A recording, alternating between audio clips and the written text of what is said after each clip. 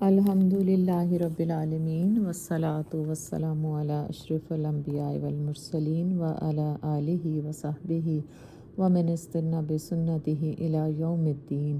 اللہم اجعلنا منہم ومن الذین آمنوا وعملوا الصالحات وتواصوا بالحق وتواصوا بالصبر، آمین یا رب العالمین۔ ثم اما بعد، فاعوذ باللہ من الشیطان الرجیم، بسم اللہ الرحمن الرحیم۔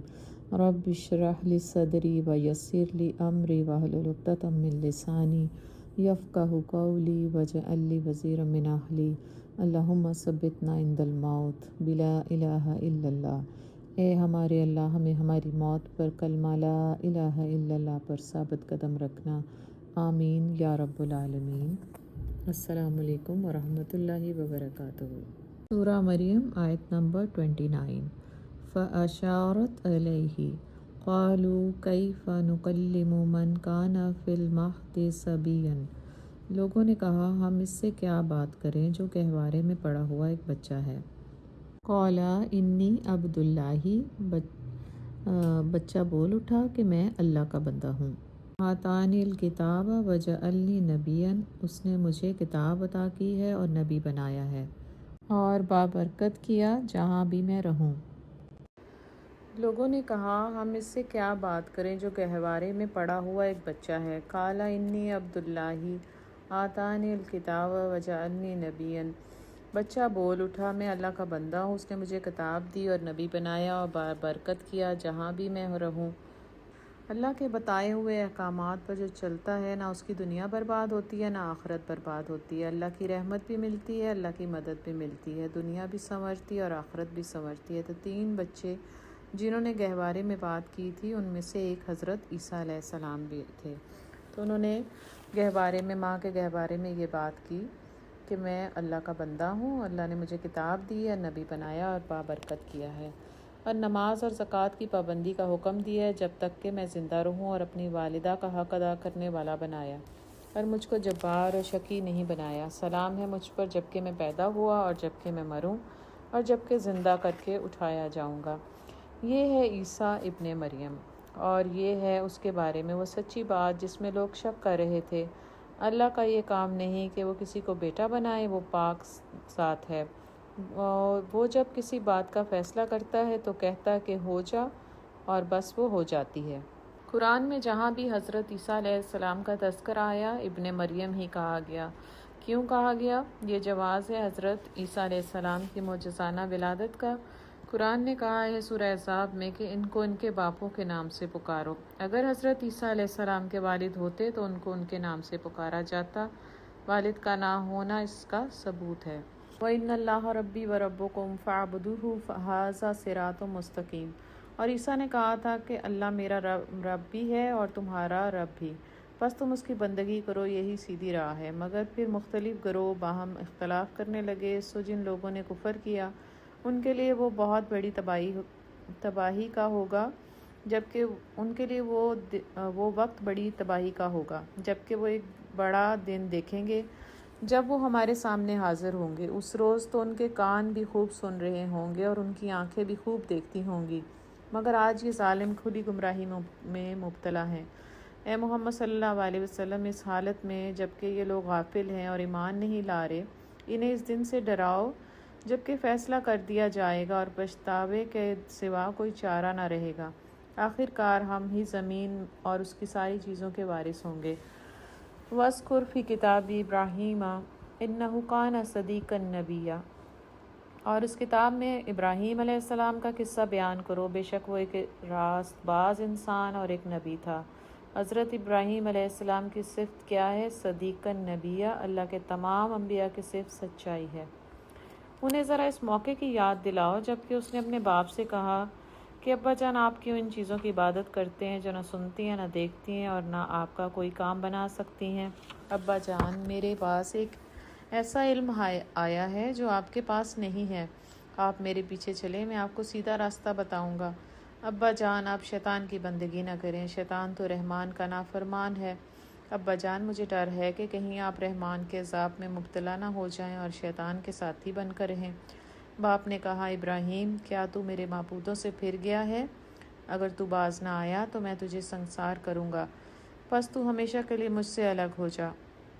ابراہیم نے کہا، قال السلام علیک ساستغفر لک ربی، سلام ہے آپ کو، میں اپنے رب سے دعا کروں گا آپ کو معاف کر دے۔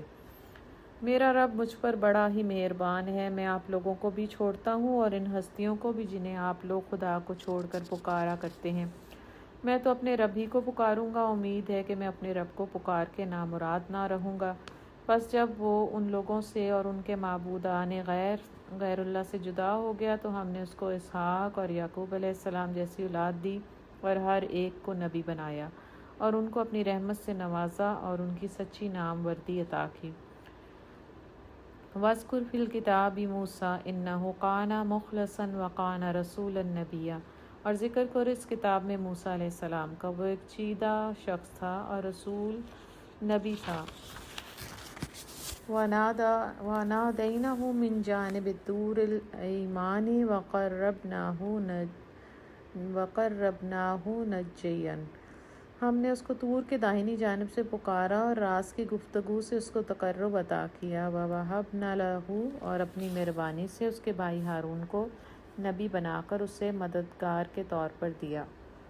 اور اس کتاب میں اسماعیل علیہ السلام کا ذکر کرو، وہ وعدے کا سچا تھا اور رسول نبی تھا، وہ اپنے گھر والوں کو نماز اور زکوٰۃ کا حکم دیتا تھا اور اپنے رب کے نزدیک ایک پسندیدہ انسان تھا۔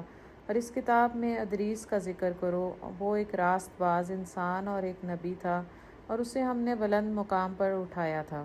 حضرت ادریس علیہ السلام کی رودات کہ حضرت آدم اور حضرت نوح علیہ السلام کے درمیان ان کی نبوت کا تذکرہ ہے۔ ان کی قوم اللہ کی نافرمانی اور نبی کی نافرمانی پر جمی ہوئی تھی۔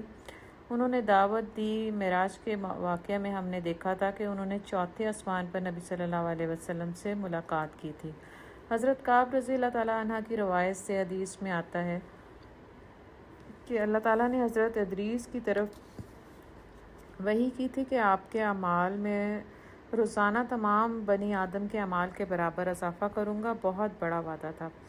حضرت ادریس کے دل میں خواہش آئی کہ میری زندگی کی مہلت لمبی ہو جائے، کہ نیکیوں کا پلڑا بھاری ہو جائے اور جنت کے درجات بلند ہو جائیں۔ حضرت ادریس علیہ السلام کا ایک فرشتہ دوست تھا۔ انہوں نے اپنے دوست فرشتے سے کہا کہ ملک الموت سے کہیں کہ میری موت کو مؤخر کر دیں۔ دوست فرشتہ حضرت ادریس علیہ السلام کو لے کر آسمان کی طرف گیا اور جب چوتھے آسمان کی طرف پہنچے تو اوپر سے ملک الموت اتر رہا تھا۔ دوست فرشتے نے ملک الموت سے حضرت ادریس کی درخواست پیش کی اور ملک الموت نے دوست فرشتے سے پوچھا، حضرت ادریس علیہ السلام ہیں کہاں پر؟ دوست فرشتے نے کہا، یہیں چوتھے آسمان پر میرے پروں کے تلے۔ ملک الموت نے کہا، واللہ میں یہی تو سوچ رہا تھا کہ اللہ نے مجھے حکم دیا ہے کہ چوتھے آسمان پر حضرت ادریس علیہ السلام کی روح فنا کر لو، تو میں سوچ رہا تھا وہ تو زمین پر ہیں، میں چوتھے آسمان پر ان کی جان کیسے نکالوں گا؟ موت اللہ کے حکم سے آتی ہے اور موت جب جہاں لکھی ہوئی ہے وہیں آتی ہے، اور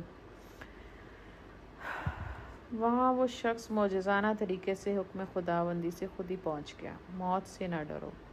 وہ کہتے ہیں نا کہ موت کا ایک وقت مقرر ہے، نیند رات بھر کیوں نہیں آتی؟ اللہم اعنی علی غمرات الموت و سکرات الموت۔ یہ وہ پیغمبر ہیں جن پر اللہ نے انعام فرمایا آدم علیہ السلام کی اولاد میں سے اور ان لوگوں کی نسل سے جنہیں ہم نے نوح کے ساتھ کشتی پر سوار کیا تھا، اور ابراہیم علیہ السلام کی نسل سے اور اسرائیل کی نسل سے، اور یہ ان لوگوں میں سے تھے جن کو ہم نے ہدایت بخشی اور برگزیدہ کیا۔ ان کا حال یہ تھا کہ جب رحمان کی آیات ان کو سنائی جاتی ہیں تو روتے ہوئے سجدے میں گر جاتے ہیں۔ آیت سجدہ ہے۔ پھر ان کے بعد وہ ناخلف لوگ ان کے جانشین ہوئے جنہوں نے نماز کو ضائع کیا اور خواہشات نفس کی پیروی کی۔ بس قریب ہے کہ وہ گمراہی کے انجام سے دوچار ہوں، البتہ جو توبہ کر لیں اور ایمان لے آئیں اور نیک عملی اختیار کریں وہ جنت میں داخل ہوں گے اور ان کو ذرہ برابر حق تلفی نہ ہوگی۔ ان کے لیے ہمیشہ رہنے والی جنتیں ہیں جن کا رحمان نے اپنے بندوں سے درپردہ وعدہ کر رکھا ہے، اور یقیناً یہ وعدہ پورا ہو کر رہنا ہے۔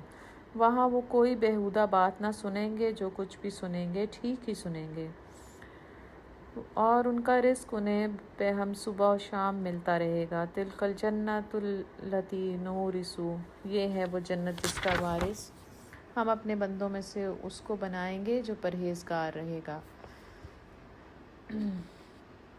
اے محمد صلی اللہ علیہ وسلم، ہم تمہارے رب کے حکم کے بغیر نہیں اتارا کرتے، ہم تمہارے رب کے حکم کے بغیر نہیں اترا کرتے۔ جو کچھ ہمارے آگے ہے اور جو کچھ پیچھے ہے اور جو کچھ اس کے درمیان ہے، ہر چیز کا مالک وہی ہے، اور تمہارا رب بھولنے والا نہیں ہے۔ وہ رب ہے آسمانوں کا اور زمین کا اور ان ساری چیزوں کا جو آسمان و زمین کے درمیان ہے، بس تم اس کی بندگی کرو اور اس کی بندگی پر ثابت قدم رہو۔ کیا ہے کوئی ہستی تمہارے علم میں اس کی ہم پایا؟ کیا ہے کوئی ہستی تمہارے علم میں اس کی ہم پایا؟ وَيَقُولُ الْإِنسَانُ أَإِذَا مَا مِتُّ لَسَوْفَ أُخْرَجُ حَيًّا۔ انسان کہتا ہے کیا واقعی جب میں مر چکوں گا تو پھر زندہ کر کے نکال لایا جاؤں گا؟ کیا انسان کو یاد نہیں کہ ہم پہلے اس کو پیدا کر چکے ہیں جبکہ وہ کچھ نہیں تھا؟ تیرے رب کی قسم، ہم ضرور ان سب کو اور ان کے ساتھ شیاطین کو بھی گھیر لائیں گے، پھر جہنم کے گرد لا کر انہیں گھٹنوں کے بل گرا دیں گے، پھر ہر گروہ میں سے ہر اس شخص کو چھانٹ لیں گے جو رحمان کے مقابلے میں زیادہ سرکش بنا ہوا تھا۔ پھر یہ ہم جانتے ہیں کہ ان میں سے کون سب سے بڑھ کر جہنم میں جھونکے جانے کا مستحق ہے۔ تم میں سے کوئی ایسا نہیں ہے جو جہنم پر وارد نہ ہو۔ یہ تو ایک طے شدہ بات ہے جسے پورا کرنا تیرے رب کا ذمہ ہے۔ پھر ہم ان لوگوں کو بچا لیں گے جو دنیا میں متقی تھے اور ظالموں کو اسی میں گرا ہوا چھوڑ دیں گے۔ استغفر اللہ۔ سَتُتْلَىٰ عَلَيْهِمْ آیَاتُنَا بَيِّنَاتٍ قَالَ الَّذِينَ كَفَرُوا لِلَّذِينَ آمَنُوا۔ ان لوگوں کو جب ہماری کھلی کھلی آیات سنائی جاتی ہیں تو انکار کرنے والے ایمان لانے والوں سے کہتے ہیں، بتاؤ ہم دونوں گروہوں میں سے کون بہتر حالت میں ہے اور کس کی مجلسیں زیادہ شاندار ہیں، حالانکہ ان سے پہلے ہم کتنی ہی ایسی قوموں کو ہلاک کر چکے ہیں جو ان سے زیادہ سر و سامان رکھتی تھیں اور ظاہری شان و شوکت میں ان سے بڑھی ہوئی تھیں۔ ان سے کہو جو شخص گمراہی میں مبتلا ہوتا ہے اسے رحمان ڈھیل دیتا ہے، یہاں تک کہ جب ایسے لوگ وہ چیز دیکھ لیتے ہیں جس کا ان سے وعدہ کیا گیا ہے، خواہ وہ عذاب الہی ہو یا قیامت کی گھڑی، تب انہیں معلوم ہو جاتا ہے کہ کس کا حال خراب ہے اور کس کا جتھا کمزور۔ اس کے برعکس جو لوگ راہ راست اختیار کرتے ہیں، اللہ ان کو راست روی میں ترقی عطا فرماتا ہے، اور باقی رہ جانے والی نیکیاں ہی تیرے رب کے نزدیک جزا اور انجام کے اعتبار سے بہتر ہیں۔ پھر تو نے دیکھا اس شخص کو جو ہماری آیات کو ماننے سے انکار کرتا ہے اور کہتا ہے میں تو مال اور اولاد سے نوازا ہی جاتا رہوں گا۔ کیا اسے غیب کا پتہ چل گیا ہے یا اس نے رحمان سے کوئی عہد لے رکھا ہے؟ ہرگز نہیں، جو کچھ یہ بکتا ہے اسے ہم لکھ لیں گے اور اس کے لیے سزا میں اور زیادہ اضافہ کریں گے۔ جس سر و سامان اور لاؤ لشکر کا یہ ذکر کر رہا ہے وہ سب ہمارے پاس رہ جائے گا اور یہ اکیلا ہمارے سامنے حاضر ہوگا۔ ان لوگوں نے اللہ کو چھوڑ کر اپنے کچھ خدا بنا رکھے ہیں تاکہ وہ ان کے پشتیبان ہوں۔ کوئی پشتیبان نہ ہوگا، وہ سب ان کی عبادت کا انکار کریں گے اور الٹے ان کے مخالف بن جائیں گے۔ کیا تم دیکھتے نہیں ہو کہ ہم نے ان منکرین حق پر شیاطین چھوڑ رکھے ہیں جو انہیں خوب مخالفت حق پر اکسا رہے ہیں؟ اچھا تو اب ان نزول عذاب کے لیے بےتاب نہ ہو، ہم ان کے دن گن رہے ہیں۔ وہ دن آنے والا ہے جب متقی لوگوں کو ہم مہمانوں کی طرح رحمان کے حضور پیش کریں گے اور مجرموں کو پیاسے جانوروں کی طرح جہنم کی طرف ہانک کر لے جائیں گے۔ اس وقت لوگ کوئی سفارش لانے پر قادر نہ ہوں گے بجز اس کے جس نے رحمان کے حضور سے پروانہ حاصل کر لیا ہو۔ وَقَالُوا اتَّخَذَ الرَّحْمَٰنُ وَلَدًا۔ وہ کہتے ہیں کہ رحمان نے کسی کو بیٹا بنایا ہے۔ سخت بیہودہ بات ہے جو تم لوگ گھڑ رہے ہو۔ قریب ہے کہ آسمان پھٹ پڑیں، زمین شق ہو جائے اور پہاڑ گر جائیں اس بات پر کہ لوگوں نے رحمان کے لیے اولاد ہونے کا دعویٰ کیا۔ رحمان کی یہ شان نہیں کہ وہ کسی کو بیٹا بنائے۔ زمین اور آسمانوں کے اندر جو بھی ہے سب اس کے حضور بندوں کی حیثیت سے پیش ہونے والے ہیں، سب پر وہ محیط ہے اور اس نے ان کو شمار کر رکھا ہے۔ سب قیامت کے روز فرداً اس کے سامنے حاضر ہوں گے۔ یقیناً جو لوگ ایمان لے آئے ہیں اور عمل صالح کر رہے ہیں، عنقریب رحمان ان کے دلوں میں محبت پیدا کر دے گا۔ پس محمد صلی اللہ علیہ وسلم، اس کلام کو ہم نے آسان کر کے تمہاری زبان میں اسی لیے نازل کیا ہے کہ تم پرہیزگاروں کو خوشخبری دے دو اور ہٹ دھرموں کو ڈرا دو۔ ان سے پہلے ہم کتنی ہی قوموں کو ہلاک کر چکے ہیں، پھر آج کہیں تم ان کا نشان پاتے ہو یا ان کی بھنک بھی کہیں سنائی دیتی ہے۔ اللہ ہمیں ان فنا ہونے والی بستیوں میں نہ بنانا۔ ربنا لا تزغ قلوبنا بعد اذ ہدیتنا وہب لنا من لدنک رحمۃ انک انت الوہاب۔ سورۃ طٰہٰ۔ سورۃ طٰہٰ مکی سورت ہے۔ اس میں 135 آیات ہیں، 8 رکوعات ہیں۔ ترتیب کے اعتبار سے 20ویں نمبر پر ہے۔ نزول اعتبار سے یہ 45ویں نمبر پر آنے والی سورت ہے۔ اس کا نام حروف مقطعات کی وجہ سے اور زمانہ نزول دیکھیں تو ہجرت حبشہ کے بعد نازل ہونے والی سورت ہے۔ حضرت عمر رضی اللہ تعالیٰ عنہ کے قبول اسلام سے پہلے نازل ہوئی تھی۔ اس سورت میں 2 چیزیں جو قبول اسلام کے لیے متحرک ہوئی تھیں وہ کیا تھیں؟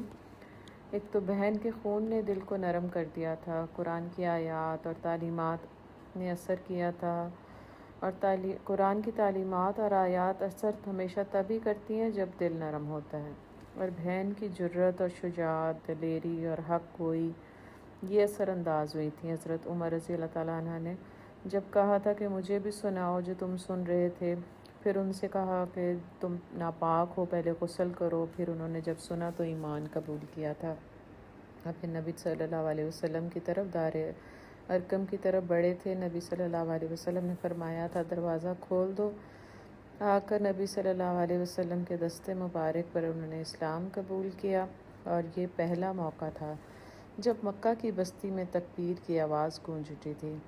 بہن کا کردار، خواتین اسلام کی طاقت۔ مسلمان عورتیں جو مائیں تھیں، حضرت اسماء، حضرت خنزہ، حضرت صفیہ، حضرت افرا رضی اللہ تعالیٰ عنہ جب بہنیں بنتی ہیں تو خطاب کا بیٹا ہے تو میں بھی خطاب کی بیٹی ہوں، فاطمہ بنت خطاب رضی اللہ تعالیٰ۔ جب بیویاں ہیں تو حضرت خدیجہ الکبریٰ، حضرت عائشہ رضی اللہ عنہا، امہات المومنین، حضرت سلیم، حضرت دردہ، اور جب بیٹیاں بنتی ہیں تو حضرت فاطمہ الزہرا جیسی بیٹیاں بنتی ہیں۔ مسلمان اسلام قبول کرنے والی خاتون، پہلی معاونت کرنے والی، پہلی مال اور خرچ کرنے والی خاتون، پہلی اللہ کی راہ میں خون بہانے والی خاتون، خواتین اسلام کی طاقت اور قوت کا اظہار ہیں۔ دعا ہے کہ اللہ تعالی ہم مسلم خواتین کو اپنی طاقت اور اپنے احساس عطا فرما۔ اللہ بڑے بڑے مقاصد سے آشنا کر دے۔ اللہ یہاں سجنے بننے کی فکروں سے ہمیں آزاد کر، دین کے گلستان کو سجانے کی فکر عطا فرما، اور دنیا کو خوشی سے بھرنے کی بجائے آخرت کی آسودگی کی فکر عطا فرما۔ بسم اللہ الرحمن الرحیم۔ طٰہٰ ما انزلنا علیک القرآن لتشقى الا تذکرۃ لمن یخشی تنزیلا ممن خلق الارض والسماوات العلی الرحمن علی العرش استوى له ما في السماوات وما في الأرض وما بينهما وما تحت الثرى وإن تجهر بالقول فإنه يعلم السر وأخفى الله لا إله إلا هو له الأسماء الحسنى۔ طٰہٰ، ہم نے یہ قرآن تم پر اس لیے نازل نہیں کیا کہ تم مصیبت میں پڑ جاؤ۔ یہ تو ایک یاد دہانی ہے ہر اس شخص کے لیے جو ڈرے۔ نازل کیا گیا ہے اس ذات کی طرف سے جس نے پیدا کیا ہے زمین کو اور بلند آسمانوں کو۔ وہ رحمان کائنات کے تخت سلطنت پر جلوہ فرما ہے، مالک ہے ان سب چیزوں کا جو آسمانوں اور زمین میں ہیں اور جو زمین و آسمان کے درمیان ہے، جو مٹی کے نیچے ہیں۔ تم چاہے اپنی بات پکار کر کہو، وہ تو چپکے سے کہی ہوئی بات بلکہ اس سے مخفی تر بات بھی جانتا ہے۔ وہ اللہ ہے، اس کے سوا کوئی معبود نہیں، اس کے لیے بہترین نام ہے۔ اور تمہیں کچھ موسیٰ کی خبر بھی پہنچی ہے؟ حضرت موسیٰ علیہ السلام مصر میں ایک قبطی کو قتل کرنے کے بعد مدین پہنچے تھے۔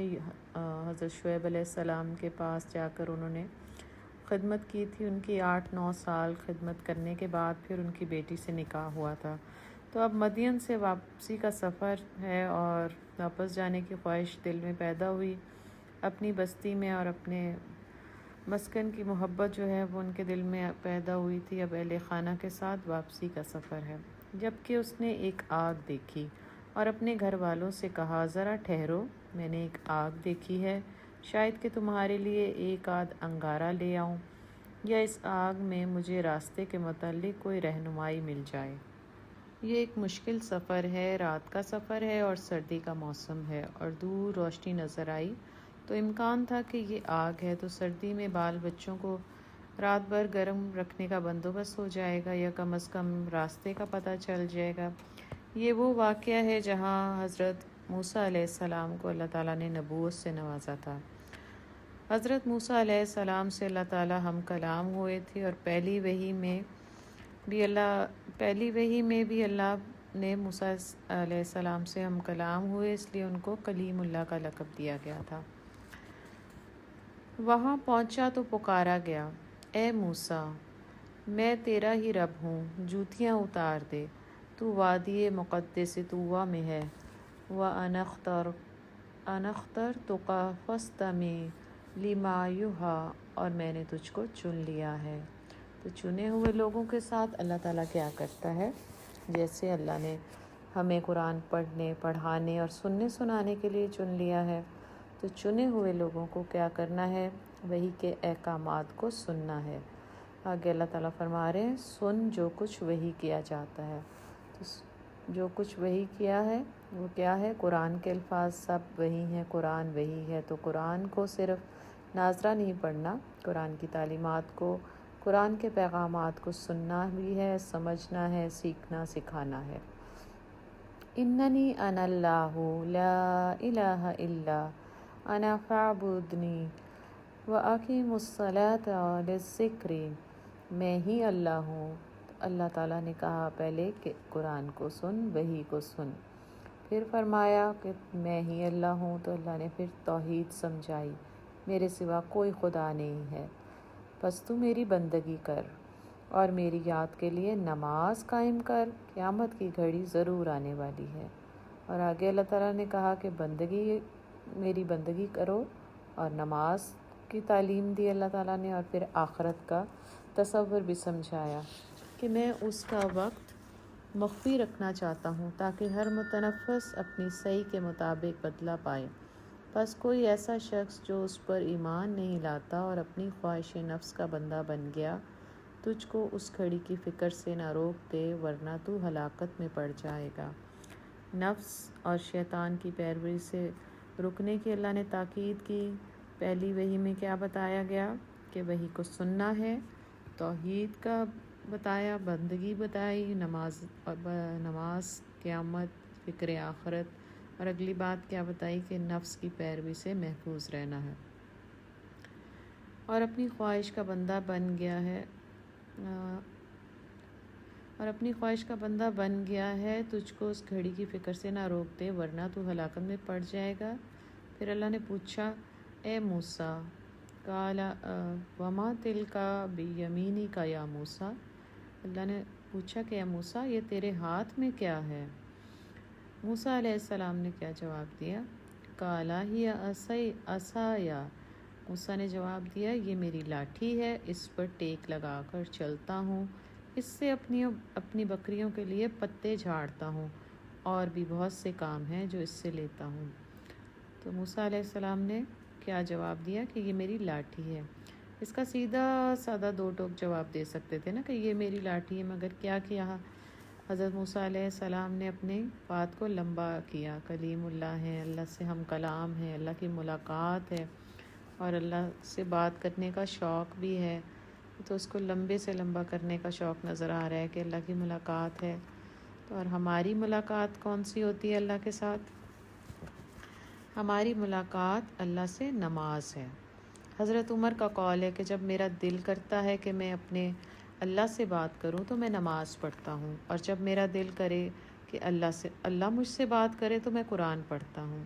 تو ہمیں اپنا محاسبہ کرنا ہے کہ جب ہم نماز پڑھتے ہیں اور ہماری نماز کیا رب کی ملاقات ہوتی ہے؟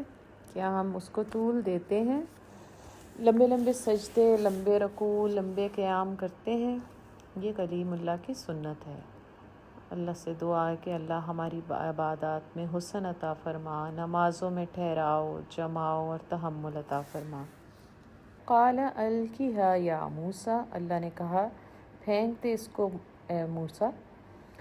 موسیٰ علیہ السلام نے اپنی لاٹھی کے اتنے مقاصد اور اتنے فوائد بتائے اور اللہ تعالیٰ نے کہہ دیا کہ اس کو پھینک دے، تو حضرت موسیٰ علیہ السلام نے کیا کیا؟ اس کو پھینک دیا۔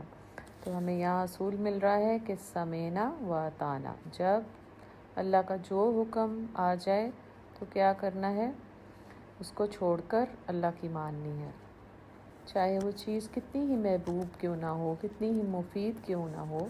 جب اللہ کا حکم آ گیا تو پھر اس پر ضد نہیں کرنی، ڈٹائی سے جم نہیں جانا، بلکہ اللہ نے جو حکم دیا ہے اس کو سمینا و اطعنا کرنا ہے، اللہ کی بات کو ماننا ہے۔ قال خذها ولا تخف، تو پھر اللہ نے اس کے بعد کیا کہا کہ پکڑ لے اس کو اور ڈر نہیں۔ تو موسیٰ علیہ السلام نے اس کو پکڑ لیا، یہ اللہ کا حکم تھا، اللہ کا ڈو تھا، سمینا و اطعنا۔ اللہ کا جب کوئی حکم آئے، اس حکم کی اطاعت میں جان کے، مال کے، عزت کے، آبرو کے، جس کے جانے کا بھی ڈر ہو، اس کی اطاعت کی وجہ سے جتنی بھی مشکل آنے کا امکان ہو، پھر بھی اللہ تعالیٰ کی اطاعت کرنی ہے۔ ہم اسے پھر ویسا ہی کر دیں گے جیسی یہ تھی۔ اب اللہ تعالیٰ کی مدد آ گئی، اللہ کی اطاعت کرنے والوں کو اللہ تعالیٰ چھوڑتا نہیں، اور ذرا اپنا ہاتھ اپنی بغل میں دبا چمکتا ہوا نکلے گا بغیر کسی تکلیف کے۔ یہ دوسری نشانی ہے، اس لیے کہ ہم تجھے اپنی بڑی نشانیاں دکھانے والے ہیں۔ تو یہ کوئی ان کو برس کی بیماری نہیں تھی جس کی وجہ سے سفید لگتا تھا، یہ اللہ کا معجزہ تھا۔ اب تو فرعون کے پاس جا، وہ سرکش ہو گیا ہے۔ تو اللہ تعالیٰ نے پہلی وحی میں 2 معجزات دیے اور 5 تعلیمات دینے کے بعد کیا کہا کہ جاؤ فرعون کے پاس، وہ جابر ظالم حکمران کے سامنے کلمہ حق پکارو۔ اللہ نے افضل جہاد کا حکم دے دیا۔ حضرت موسیٰ علیہ السلام نے کرنے کا دم بھر لیا۔ ہم نے بھی آج کتنا قرآن پڑھ لیا ہے، آج ہم 16واں سپارہ پڑھ رہے ہیں۔ حضرت موسیٰ علیہ السلام کو 5 احکامات اور 2 معجزات دیے گئے تھے اور کہا گیا تھا جا بنی اسرائیل اور قبطیوں کے سامنے تبلیغ اور ارشاد کر۔ ہم 16واں سپارہ الحمدللہ پڑھ چکے ہیں، ہمارے پاس بھی عصا قرآن کا معجزہ ہے، ہمارا ید بیضا محمد صلی اللہ علیہ وسلم کی منور تعلیمات ہیں۔ ہمیں بھی آج اس افضل جہاد میں اپنا کردار ادا کرنا ہے۔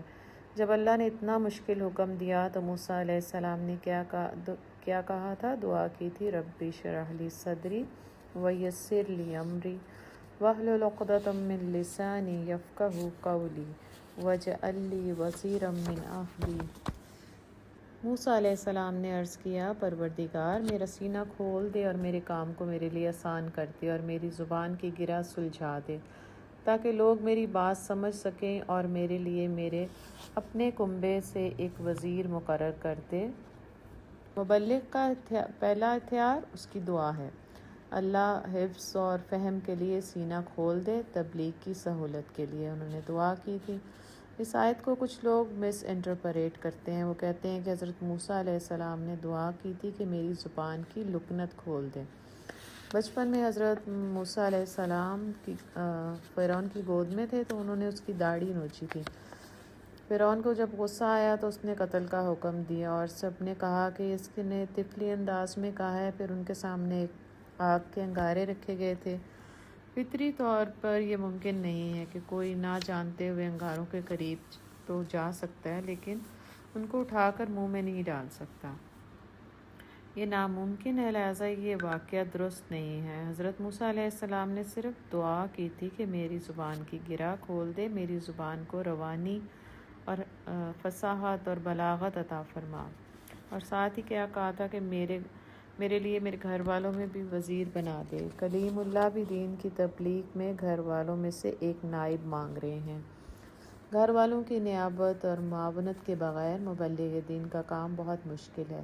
اگر آپ یہ کام کرنا چاہتی ہیں تو اپنے گھر والوں کے ذہن میں رکھ کر یہ دعا ان کے لیے ضرور مانگا کریں۔ یہ کلیم اللہ کی دعا ہے، یہ وہ دعا ہے جو قبول ہوئی تھی۔ یہ میں اور آپ مانگیں گے تو ضرور قبول ہوگی انشاءاللہ، اللہ ضرور قبول کرے گا۔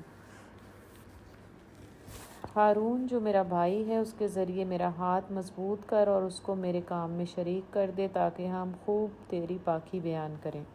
حضرت موسیٰ علیہ السلام نے اپنے بھائی کو مانگا تاکہ دونوں بھائی مل کر کیا کریں، اور آج ہم بہن بھائی مل کر کیا کرتے ہیں؟ غیبتیں، مذاق، کسی کے عیب، کسی کے نقص، شکوے، شکایتیں۔ اور یہ بھائی مل کر کیا کرنا چاہ رہے تھے، اور اب آج کل کے بھائی اور بھابیاں مل کر کیا کرتے ہیں؟ آپس میں گلے شکوے، سسرال والوں کی غیبتیں۔ اور یہ بھائی مل کر کیا کر رہے ہیں؟ کہہ رہے ہیں کہ اللہ ہم تیری پاکی بیان کریں گے۔ لہٰذا ان بھائیوں نے کہا کہ ہم مل کر تیری پاکی بیان کریں گے اور تیرا خوب چرچا بھی کریں گے۔ تو ہمیشہ ہمارے حال پر نگران رہا ہے۔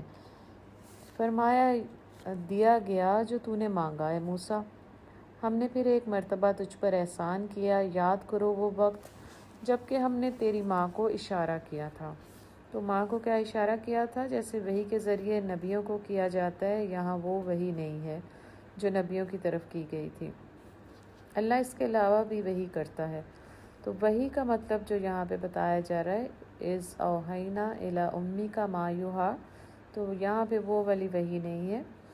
وحی کا مطلب ہے کہ پوشیدہ سا خیال جو دلوں میں الہام یا القاء کیا جاتا ہے۔ حضرت موسیٰ علیہ السلام کی والدہ کو نبوت نہیں دی گئی تھی، اللہ تعالیٰ نے ان کے دل میں ایک خیال ڈالا تھا۔ ایسا اشارہ جو وحی کے ذریعے سے ہی کیا جاتا ہے، اس بچے کو صندوق میں رکھ دو اور صندوق کو دریا میں چھوڑ دے، دریا اسے ساحل پر پھینک دے گا اور اسے میرا دشمن اور اس بچے کا دشمن اٹھا لے گا۔ تو یہ اللہ کا فیصلہ تھا۔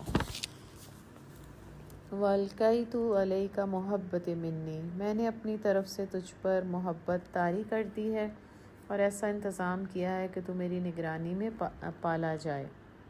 اللہ تعالیٰ نے موسیٰ کو، حضرت موسیٰ علیہ السلام کو بچانے کا طریقہ بتایا کہ پہلے دودھ پلائیں، پھر اسے ایک صندوق میں رکھیں، پھر صندوق کو دریا میں بہا دیں۔ اللہ نے ایک طریقہ بتایا اور بدلے میں ماں اور بیٹے کے ملنے کا وعدہ بھی فرما دیا۔ جو اللہ کے حکم کی اطاعت کرتا ہے اور اللہ تعالیٰ پر توکل کرتا ہے تو ایسے صابروں کو اللہ کی مدد ضرور ملتی ہے اور اللہ کا وعدہ ضرور پورا ہوتا ہے، چاہے کتنی ہی نعوذ باللہ امپریکٹیکل لگے، کتنی ہی مشکل لگے، ظاہر ناممکن ہو، مسئلے کا حل نہ بھی لگ رہا ہو، تو بھی کیا کرنا ہے؟ اللہ کے اطاعت کرنی ہے۔ یاد کرو جب کہ تیری بہن چل رہی تھی، پھر جا کر کہتی ہے میں تمہیں اس کا پتہ دوں جو اس بچے کی پرورش اچھی طرح کرے۔ اس طرح ہم نے تجھے پھر تیری ماں کے پاس پہنچا دیا تاکہ اس کی آنکھیں ٹھنڈی رہیں اور وہ رنجیدہ نہ ہو۔ اور یہ بھی یاد کرو تو نے ایک شخص کو قتل کر دیا تھا، ہم نے تجھے اس پھندے سے نکالا اور تجھے مختلف آزمائشوں سے گزارا اور تو مدین کے لوگوں میں کئی سال ٹھہرا رہا۔ پھر اب ٹھیک اپنے وقت پر تو آ گیا ہے موسیٰ، میں نے تجھ کو اپنے کام کا بنا لیا ہے، جا تو اور تیرا بھائی میری نشانیوں کے ساتھ، اور دیکھو تم میری یاد میں تقصیر نہ کرنا، جاؤ تم دونوں فرعون کے پاس کہ وہ سرکش ہو گیا، اس سے نرمی سے بات کرنا، شاید کہ وہ نصیحت قبول کرے یا ڈر جائے۔ اللہ کا حکم، قرآن اور حدیث کا مشورہ کسی بھی حالت کے لیے ہو، جو اس کی رہنمائی کے مطابق عمل کرتا ہے تو اجر پاتا ہے، اور دوسرا اللہ کی مدد شامل حال ہوتی ہے۔ اور یہی ہوا اس وقت بچے کو چھپا لینا یا کسی پوشیدہ جگہ رکھنا شاید بہت ریشنل حل تھا، لیکن اللہ نے اس کے مقابلے میں بہت مشکل حل بتایا۔ ماں نے کیا کیا؟ اللہ کی وحی کے مطابق عمل کیا۔ کیا ناکام ہوئی تھی؟ نہیں۔ کیا ہوا تھا؟ جب ماں نے حضرت موسیٰ علیہ السلام کو اللہ کے حکم کے مطابق صندوق میں رکھ کر سمندر کے حوالے کیا تھا تو اللہ نے اپنے وعدے کے مطابق ماں اور بیٹے دونوں کو ملا دیا۔ اللہ کا وعدہ سچا ہے۔ پھر اللہ نے کہا کہ میری یاد میں تقصیر نہ کرنا، تو دعوت و تبلیغ کرنے والوں کو اپنی زبان کو ذکر الہی سے تر رکھنا ہے، حکم خداوندی بھی ہے۔ ربی اعینی علی ذکرک و شکرک و حسن عبادتک، قال ربنا اننا نخاف ان یفرط علینا او ان یطغی، دونوں نے عرض کیا پروردگار ہمیں اندیشہ ہے کہ وہ ہم پر زیادتی کرے گا یا پل پڑے گا۔ فرمایا کہ ڈرو مت، میں تمہارے ساتھ ہوں، سب کچھ سن رہا ہوں اور دیکھ رہا ہوں، جاؤ اس کے پاس اور کہو کہ ہم تیرے رب کے فرزدادہ ہیں، بنی اسرائیل کو ہمارے ساتھ جانے کے لیے چھوڑ دے اور ان کو تکلیف نہ دے۔ ہم تیرے پاس تیرے رب کی نشانی لے کر آئے ہیں، اور سلامتی ہے اس کے لیے جو راہ راست کی پیروی کرے۔ ہم کو وحی سے بتایا گیا ہے کہ عذاب ہے اس کے لیے جو جھٹلائے اور منہ موڑے۔ فرعون نے کہا، اچھا تو پھر تم دونوں کا رب کون ہے اے موسیٰ؟ موسیٰ علیہ السلام نے جواب دیا، ہمارا رب وہ ہے جس نے ہر چیز کو اس کی ساخت بخشی، پھر اس کو راستہ بتایا۔ فرعون بولا، اور پہلے جو نسلیں گزر چکی ہیں ان کی پھر کیا حالت تھی؟ موسیٰ علیہ السلام نے کہا، اس کا علم میرے رب کے پاس ایک نوشتہ میں محفوظ ہے، میرا رب نہ چوکتا ہے نہ بھولتا ہے۔ وہی جس نے تمہارے لیے زمین کا فرش بچھایا اور اس میں تمہارے چلنے کو راستہ بنائے اور اوپر سے پانی برسایا، پھر اس کے ذریعے سے مختلف اقسام کی پیداوار نکالی۔ کھاؤ، اپنے جانوروں کو بھی چراؤ، یقیناً اس میں بہت سی نشانیاں ہیں عقل رکھنے والوں کے لیے۔ منہا خلقناکم وفیہا نعیدکم ومنہا نخرجکم تارۃ اخری۔ اس زمین سے ہم نے تم کو پیدا کیا ہے، اسی میں ہم تمہیں واپس لے جائیں گے اور اسی سے تم کو دوبارہ نکالیں گے۔ ہم نے فرعون کو اپنی سب نشانیاں دکھائیں مگر وہ جھٹلائے چلا گیا اور نہ مانا، اور کہنے لگا، اے موسیٰ، کیا تم ہمارے پاس اس لیے آیا ہے کہ اپنے جادو کے زور سے ہم کو ہمارے ملک سے نکال باہر کرے؟ اچھا، ہم بھی تیرے مقابلے میں ویسا ہی جادو لاتے ہیں، طے کر لے کب اور کہاں مقابلہ کرنا ہے، نہ ہم اس قرارداد سے پھریں گے نہ تو پھریو، کھلے میدان میں سامنے آ جا۔ قال موعدکم یوم الزینۃ وان یحشر الناس ضحیٰ۔ موسیٰ علیہ السلام نے کہا، جشن کا دن طے ہوا اور دن چڑھے لوگ جمع ہوں گے۔ اللہ تعالیٰ نے حضرت موسیٰ علیہ السلام کو انتہائی مشکل مشن پر بھیجا تھا۔ افضل جہاد کر رہے ہیں، اللہ کے حکم کی اطاعت اور اللہ کے وعدے پر توکل کر رہے ہیں۔ ایسے صابروں کو اللہ تعالیٰ چھوڑتا نہیں۔ ان اللہ مع الصابرین کا معاملہ ضرور شامل حال ہوتا ہے۔ اللہ کی مدد کیسے آئی؟ جشن کا دن ان کا ایک قومی تہوار تھا۔ فرعون نے ڈیسائیڈ کیا تھا کہ اس دن حضرت موسیٰ بھی آئیں گے اور فرعون کے جو دوسرے جادوگر ہیں وہ بھی آئیں گے مقابلے کے لیے، اور سارے مجمع میں ان کا مقابلہ ہوگا۔ اس مجمع کو جمع کرنے کے لیے سارا وقت، مال اور صلاحیتیں فرعون اور اس کے لشکروں کی لگی تھیں، اور کام کس کا ہو گیا تھا؟ افضل جہاد کرنے والے کلیم اللہ کی مدد ہو گئی تھی، اللہ کا کام بن گیا۔ اصول کیا ملا اس سے کہ ہوتا کیا ہے جو اللہ چاہتا ہے، بڑے بڑے فرعونوں کی مرضی بھی نہیں چلتی، احکم الحاکمین کی مرضی چلتی ہے۔ اللہ اپنے صابروں کی مدد کرتا ہے۔ جب اللہ صابروں کی مدد کرتا ہے تو پھر اللہ غیب سے مدد کرتا ہے۔ کبھی کبھی اللہ دین کے دیان کی مدد کے لیے کافروں مشرکوں کے مال و اسباب لگا کر اپنے دین کا کام بنا لیتا ہے۔ فرعون نے پلٹ کر اپنے سارے ہتھ کنڈے جمع کیے اور مقابلے میں آ گیا۔ موسیٰ نے عین موقع پر گروہ مقابل کو مخاطب کر کے کہا، شامت کے مارو، نہ جھوٹی تہمتیں باندھو اللہ پر، ورنہ وہ ایک سخت عذاب سے تمہارا ستیہ ناش کر دے گا۔ جھوٹ جس نے بھی گھڑا وہ نامراد ہوا۔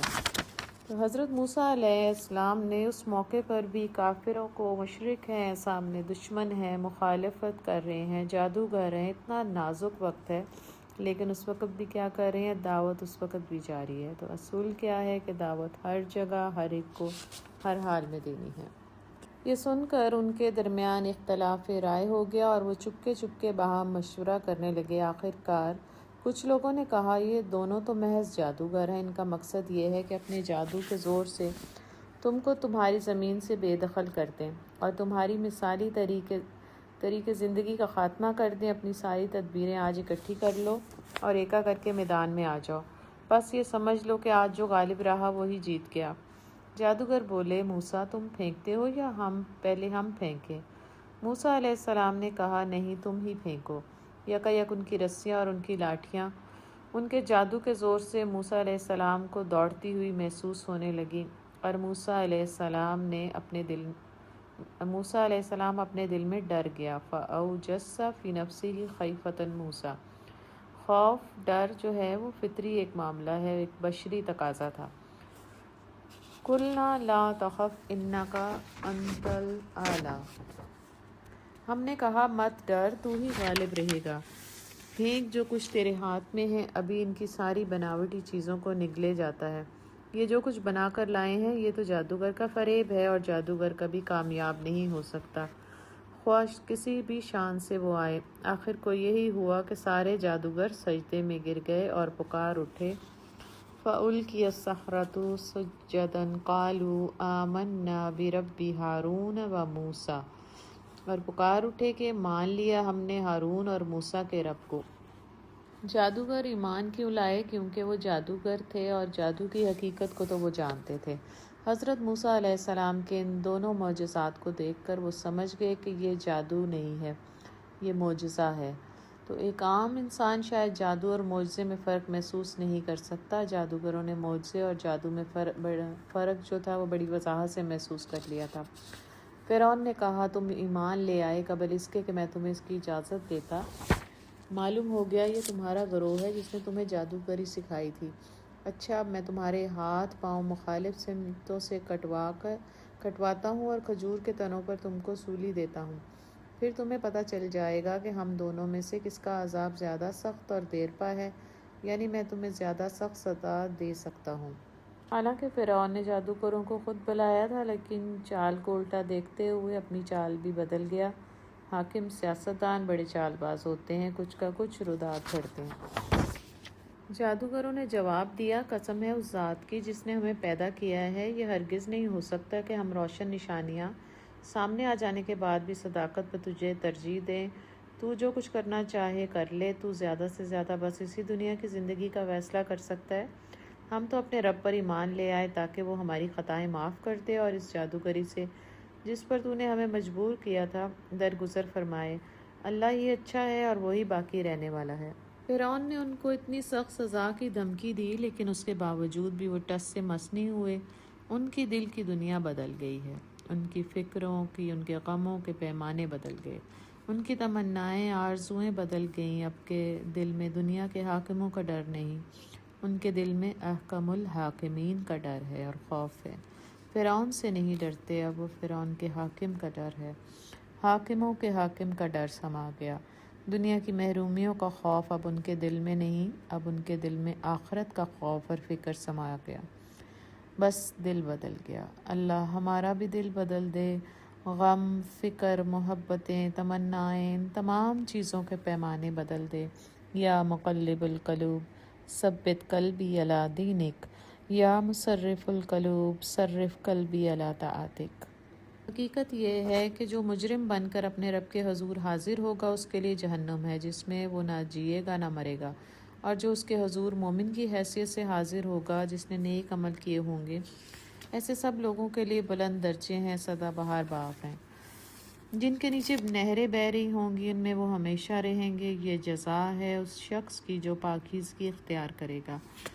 وَلَقَدْ أَوْحَيْنَا إِلَىٰ مُوسَىٰ أَنْ أَسْرِ بِعِبَادِي فَاضْرِبْ لَهُمْ طَرِيقًا فِي الْبَحْرِ يَبَسًا لَا تَخَافُ دَرَكًا وَلَا تَخْشَىٰ، ہم نے موسیٰ پر وحی کی کہ اب راتوں رات میرے بندے کو لے کر چل پڑ اور ان کے لیے سمندر میں سے سوکھی سڑک بنا لے، تجھے کسی کے تعاقب کا ذرا خوف نہ ہو اور نہ سمندر کے بیچ سے گزرتے ہوئے ڈر لگے۔ پیچھے سے فرعون اپنے لشکر لے کر پہنچا اور پھر سمندر ان پر چھا گیا جیسا کہ چھا جانے کا حق تھا۔ فرعون نے اپنی قوم کو گمراہ ہی کیا تھا، کوئی صحیح رہنمائی نہیں کی تھی۔ اے بنی اسرائیل، ہم نے تم کو تمہارے دشمن سے نجات دی اور طور کے دائیں جانب تمہاری حاضری کے لیے وقت مقرر کیا اور تم پر من و سلوہ اتارا۔ کھاؤ ہمارا دیا ہوا پاک رزق اور اسے کھا کر سرکشی نہ کرو، ورنہ تم پر میرا غضب ٹوٹ پڑے گا، اور جس پر میرا غضب ٹوٹا وہ پھر گر کر ہی رہا۔ البتہ جو توبہ کر لے اور ایمان لائے اور نیک عمل کرے پھر سیدھا چلتا رہے، اس کے لیے میں بہت درگزر کرنے والا ہوں۔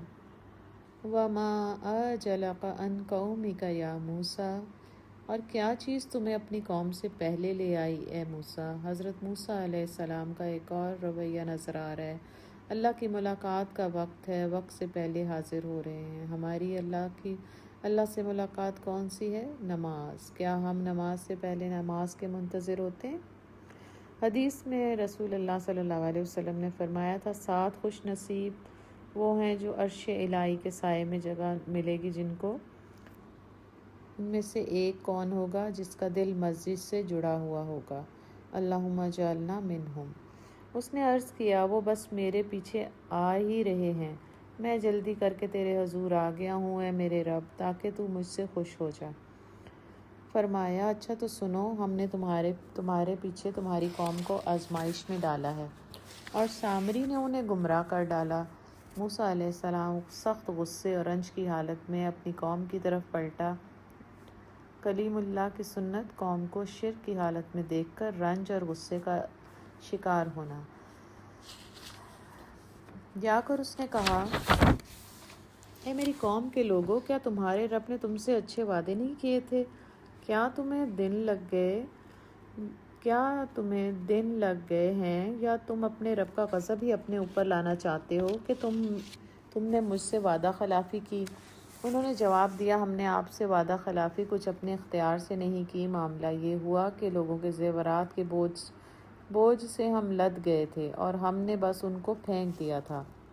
جب ہجرت کا حکم ہوا تھا تو خواتین کی سب سے محبوب چیز جو ہوتی ہے کیا تھی؟ زیورات۔ تو خواتین اس وقت اپنے زیورات کو ساتھ لے کر چل پڑی تھی۔ انسان کی سائیکی ہر دور میں ایک سی رہی ہے۔ اب جب زیورات لے کر صحرا میں گئیں تو جنگل میں مور ناچا کس نے دیکھا؟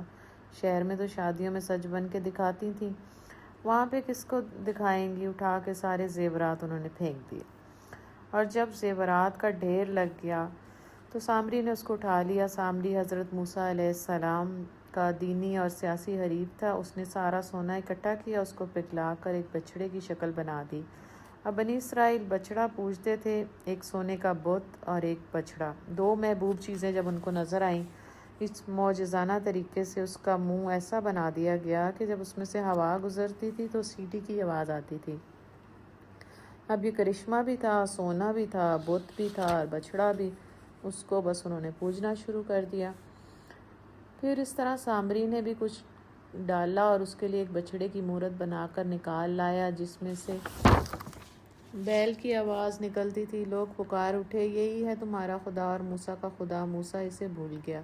کیا وہ دیکھتے نہ تھے کہ نہ وہ ان کی بات کا جواب دیتا ہے اور نہ ان کے نفع و نقصان کا کچھ اختیار رکھتا ہے؟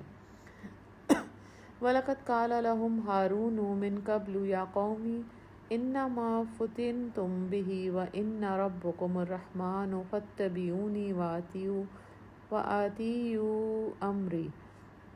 ہارون علیہ السلام موسیٰ علیہ السلام کے آنے سے پہلے ہی ان سے کہہ چکا تھا کہ لوگو، تم اس کی وجہ سے فتنے میں پڑ گئے ہو، تمہارا رب تو رحمان ہے، بس تم میری پیروی کرو اور میری بات مانو۔ مگر انہوں نے اس سے کہہ دیا کہ ہم تو اس کی پرستش کرتے رہیں گے جب تک کہ موسیٰ واپس نہ آ جائیں۔ موسیٰ علیہ السلام قوم کو ڈانٹنے کے بعد ہارون کی طرف پلٹا اور بولا، ہارون، تم نے جب دیکھا تھا کہ یہ گمراہ ہو رہے ہیں تو کس چیز نے تمہارا ہاتھ پکڑا تھا کہ میرے طریقے پر عمل نہ کرو؟ کیا تم نے میرے حکم کی خلاف ورزی کی؟ ہارون علیہ السلام نے جواب دیا، اے میری ماں کے بیٹے، میری داڑھی نہ پکڑ، نہ میرے سر کے بال کھینچ۔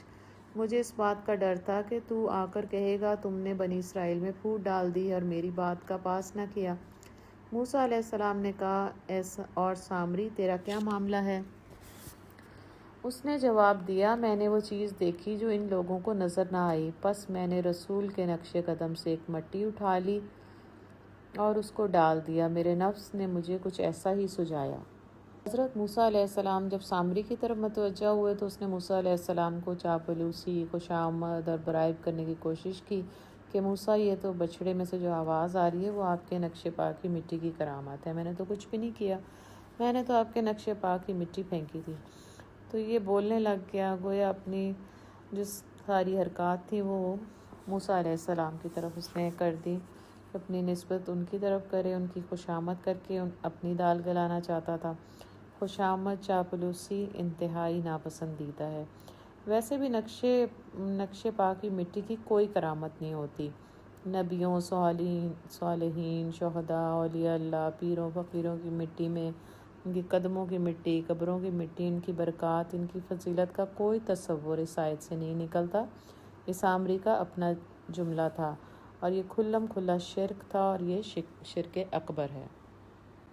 اعوذ باللہ من الشیطان الرجیم، بسم اللہ الرحمن الرحیم۔ رب اشرح لی صدری ویسر لی امری واحلل عقدۃ من لسانی یفقہوا قولی واجعل لی وزیرا من اہلی رب زدنی علما اللہم فقہنا فی الدین اللہم انی اسألک علما نافعا رزقا طیبا وعملا متقبلا آمین۔ السلام علیکم ورحمۃ اللہ وبرکاتہ۔ سورہ طٰہٰ پڑھ رہے تھے ہم، اور آیت نمبر ہے 97۔ قال فاذهب فإن لك في الحياة أن تقول لا مساس وإن لك موعدا لن تخلفه وانظر إلى إلهك الذي ظلت عليه عاكفا لنحركنه ثم لننسفنه في اليم نسفا۔ موسیٰ علیہ السلام نے کہا، اچھا تو جا، اب زندگی بھر تجھے یہی پکارتے رہنا ہے کہ مجھے نہ چھونا، اور تیرے لیے بعض پرس کا ایک وقت مقرر ہے جو تجھ سے ہرگز نہ ٹلے گا، اور دیکھ اپنے اس خدا کو جس پر تو ریجا ہوا تھا، اب ہم اسے جلا ڈالیں گے اور ریزہ ریزہ کر کے دریا میں بہا دیں گے۔ لوگو تمہارا خدا تو بس ایک اللہ ہی ہے، جس کے سوا کوئی اور خدا نہیں، ہر چیز پر اس کا علم حاوی ہے۔ تو یہاں پر شرک کی رسم کا جو آغاز جس نے ڈالا تھا، اس کا انجام کیا ہوا کہ اس کو صرف یہی نہیں کہ زندگی بھر کے لیے معاشرے سے اس کے تعلقات توڑ دیے گئے اور اسے اچھوت بنا کر رکھ دیا گیا، بلکہ یہ ذمہ داری بھی اس پہ ڈالی گئی کہ ہر شخص کو وہ خود اپنے اچھوت پن سے آگاہ کرے اور دور ہی سے لوگوں کو مطلع کرتا رہے کہ میں اچھوت ہوں، مجھے ہاتھ نہ لگانا۔ اس سے یہ بھی گمان ہوتا ہے یا تو اللہ تعالیٰ کی طرف سے عذاب کے طور پر اس کو کوڑ کے مرض میں مبتلا کر دیا گیا تھا، یا پھر اس کے لیے یہ سزا تجویز کی گئی ہوگی کہ جس طرح جسمانی کوڑ کا مریض لوگوں سے الگ کر دیا جاتا ہے، اسی طرح اس اخلاقی کوڑ کے مریض کو بھی الگ کر دیا جائے، اور یہ بھی کوڑی کی طرح پکار کر ہر قریب آنے والے کو مطلع کرتا رہے کہ میں ناپاک ہوں، مجھے نہ چھونا۔ پھر آگے فرمایا گیا کہ ہم اسے جلا ڈالیں گے اور ریزہ ریزہ کر دیں گے۔ تو حضرت موسیٰ علیہ السلام نے اس بچڑے کا کیا حال کیا تھا، اس کو جلایا، اس کے ریزے ریزے اڑا کر دریا میں بہا کر ان کو ختم کر دیا گیا تاکہ اس کا نام و نشان بھی نہ رہے۔ اس طرح شرک کا خاتمہ ضروری ہے، کیونکہ شرک کا ہلکا سا بیج اور دانہ بھی رہ جائے تو وہ فوراً پھل پھول جاتا ہے۔ اے محمد صلی اللہ علیہ وسلم، اسی طرح ہم پچھلے گزرے ہوئے حالات کی خبریں تم کو سناتے ہیں، اور ہم نے خاص اپنے ہاتھ سے تم کو ایک ذکر درس نصیحت عطا کیا ہے۔ جو کوئی اس سے منہ موڑے گا وہ قیامت کے دن سخت بار گناہ اٹھائے گا، اور ایسے سب لوگ ہمیشہ اس کے وبال میں گرفتار رہیں گے، اور قیامت کے دن ان کے لیے اس جرم کی ذمہ داری کا بوجھ بڑا تکلیف دہ بوجھ ہوگا۔ اس دن جب کہ سور پھونکا جائے گا اور ہم مجرموں کو اس حال میں گھیر لائیں گے کہ ان کی آنکھیں دہشت کے مارے پتھرائی ہوئی ہوں گی، آپس میں چپ کے کہیں گے کہ دنیا میں مشکل ہی سے تم نے کوئی 10 دن گزارے ہوں گے۔ ہمیں خوب معلوم ہے کہ وہ کیا باتیں کر رہے ہوں گے۔ ہم یہ بھی جانتے ہیں کہ اس وقت ان میں سے جو زیادہ سے زیادہ محتاط اندازہ لگانے والا ہوگا وہ کہے گا کہ نہیں، تمہاری دنیا کی زندگی بس ایک دن کی تھی۔ وَيَسْأَلُونَكَ عَنِ الْجِبَالِ فَقُلْ يَنسِفُهَا رَبِّي نَسْفًا۔ یہ لوگ تم سے پوچھتے ہیں کہ آخر اس دن یہ پہاڑ کہاں چلے جائیں گے؟ کہو کہ میرا رب ان کو دھول بنا کر اڑا دے گا، اور زمین کو ایسا ہموار چٹیل میدان کر دے گا کہ اس میں تم کوئی بل اور سلوٹ نہ دیکھو گے۔ اس روز سب لوگ منادی کی پکار پر سیدھے چلے آئیں گے، کوئی ذرا اکڑ نہ دکھا سکے گا، اور آوازیں رحمان کے آگے دب جائیں گی، ایک سرسراہٹ کے سوا تم کچھ نہ سنو گے۔ اس روز شفاعت کارگر نہ ہوگی، الا یہ کہ کسی کو رحمان اس کی اجازت دے اور اس کی بات سننا پسند کرے۔ لوگوں کا اگلا پچھلا سب حال جانتا ہے، اور دوسروں کو اس کا پورا علم نہیں ہے۔ لوگوں کے سر اس حی و قیوم کے آگے جھک جائیں گے۔ وَأَنَاتِ الْوَجُوهُ لِلْحَيِّ الْقَيُّومِ۔ حی القیوم کیا ہے؟ اسم اعظم ہے، اور حی القیوم کے بارے میں رسول اللہ صلی اللہ علیہ وسلم نے فرمایا تھا کہ اس کو 3 آیات میں تلاش کرو: آل عمران کی آیت نمبر 2، آیت الکرسی، اور سورۃ طٰہٰ کی آیت نمبر 111 جو یہ والی آیت ہے۔ تو اس کو الحی القیوم کے ساتھ جو بھی دعا مانگی جائے گی وہ قبول ہوگی۔ وَقَدْ خَابَ مَنْ حَمَلَ ظُلْمًا۔ نامراد ہوگا وہ جو اس وقت کسی ظلم کا بار گناہ اٹھائے ہوئے ہو، اور کسی ظلم یا حق تلفی کا خطرہ نہ ہوگا اس شخص کو جو نیک عمل کرے اور اس کے ساتھ وہ مومن بھی ہو۔ وَكَذَلِكَ أَنزَلْنَاهُ قُرْآنًا عَرَبِيًّا وَصَرَفْنَا فِيهِ مِنَ الْوَعِيدِ لَعَلَّهُمْ يَتَّقُونَ۔ اور اے محمد صلی اللہ علیہ وسلم، اس طرح ہم نے اس سے قرآن عربی بنا کر نازل کیا ہے، اور اس میں طرح طرح سے تنبیہات کی ہیں، شاید کہ یہ لوگ کچھ کجروی سے بچیں یا ان میں سے کچھ ہوش کے آثار اس کی بدولت پیدا ہوں۔ پس بالا و برتر ہے اللہ بادشاہ حقیقی۔ فَتَعَالَى اللَّهُ الْمُلْكُ الْحَقُّ وَلَا تَجْعَلْ بِالْقُرْآنِ مِنْ قَبْلِ أَنْ يُقْضَى إِلَيْكَ وَحْيُهُ۔ اور دیکھو، قرآن پڑھنے میں جلدی نہ کیا کرو جب تک کہ تمہاری طرف اس کی وحی تکمیل کو نہ پہنچ جائے۔ تو تلاوت قرآن میں تیزی سے پڑھنے کو منع کیا جا رہا ہے۔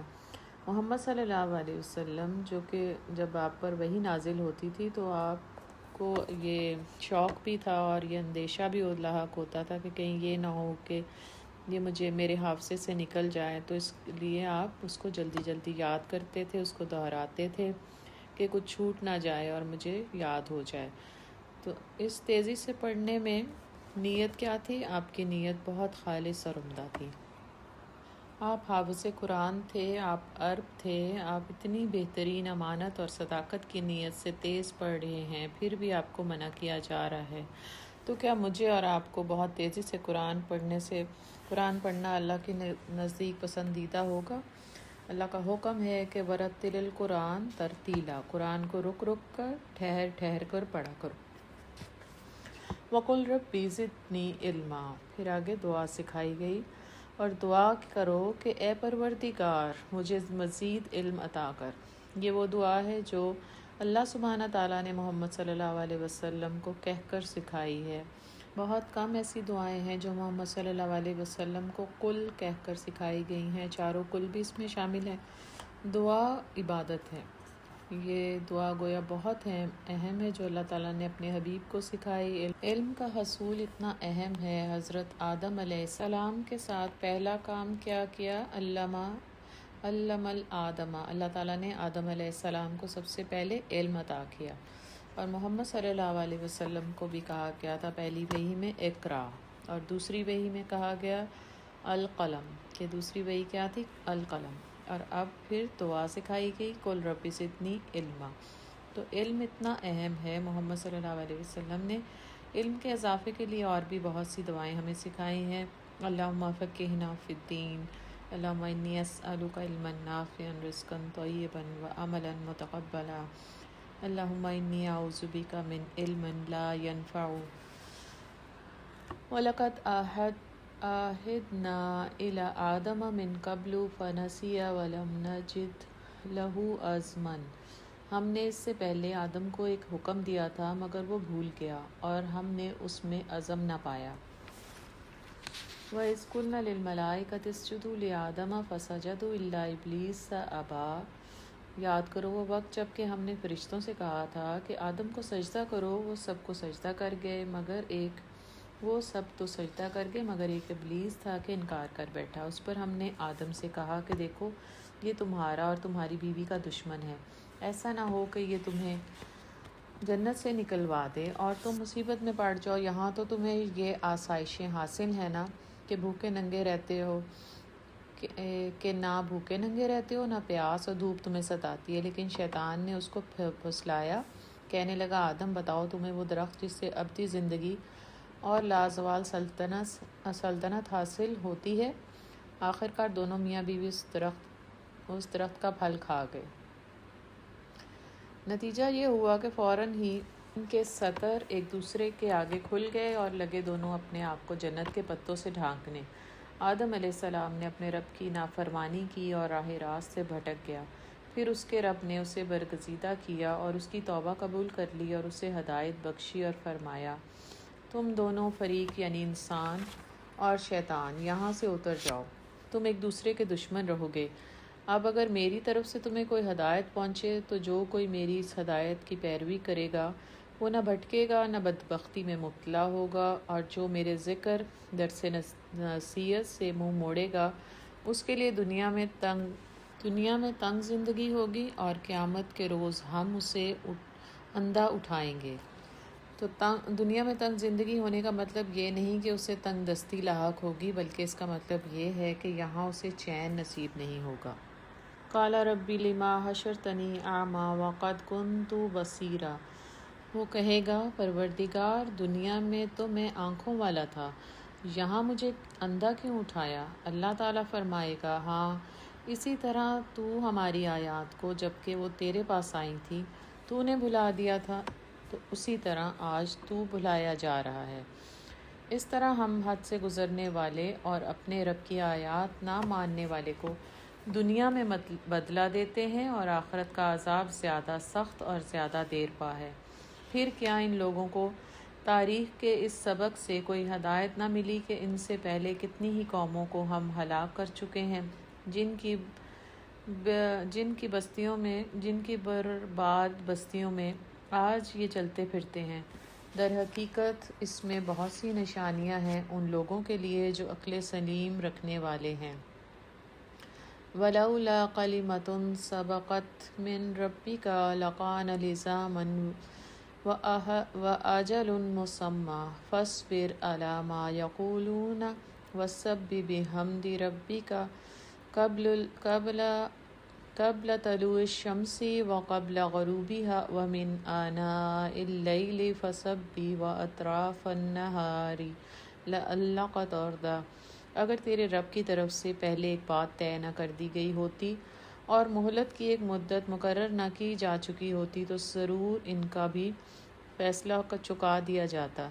پس محمد صلی اللہ علیہ وسلم جو باتیں یہ لوگ بناتے ہیں ان پر صبر کرو اور اپنے رب کی حمد و ثنا کے ساتھ اس کی تسبیح کرو، سورج نکلنے سے پہلے اور غروب ہونے سے پہلے، اور رات کے اوقات میں بھی تسبیح کرو اور دن کے کناروں پر بھی، شاید کہ تم راضی ہو جاؤ۔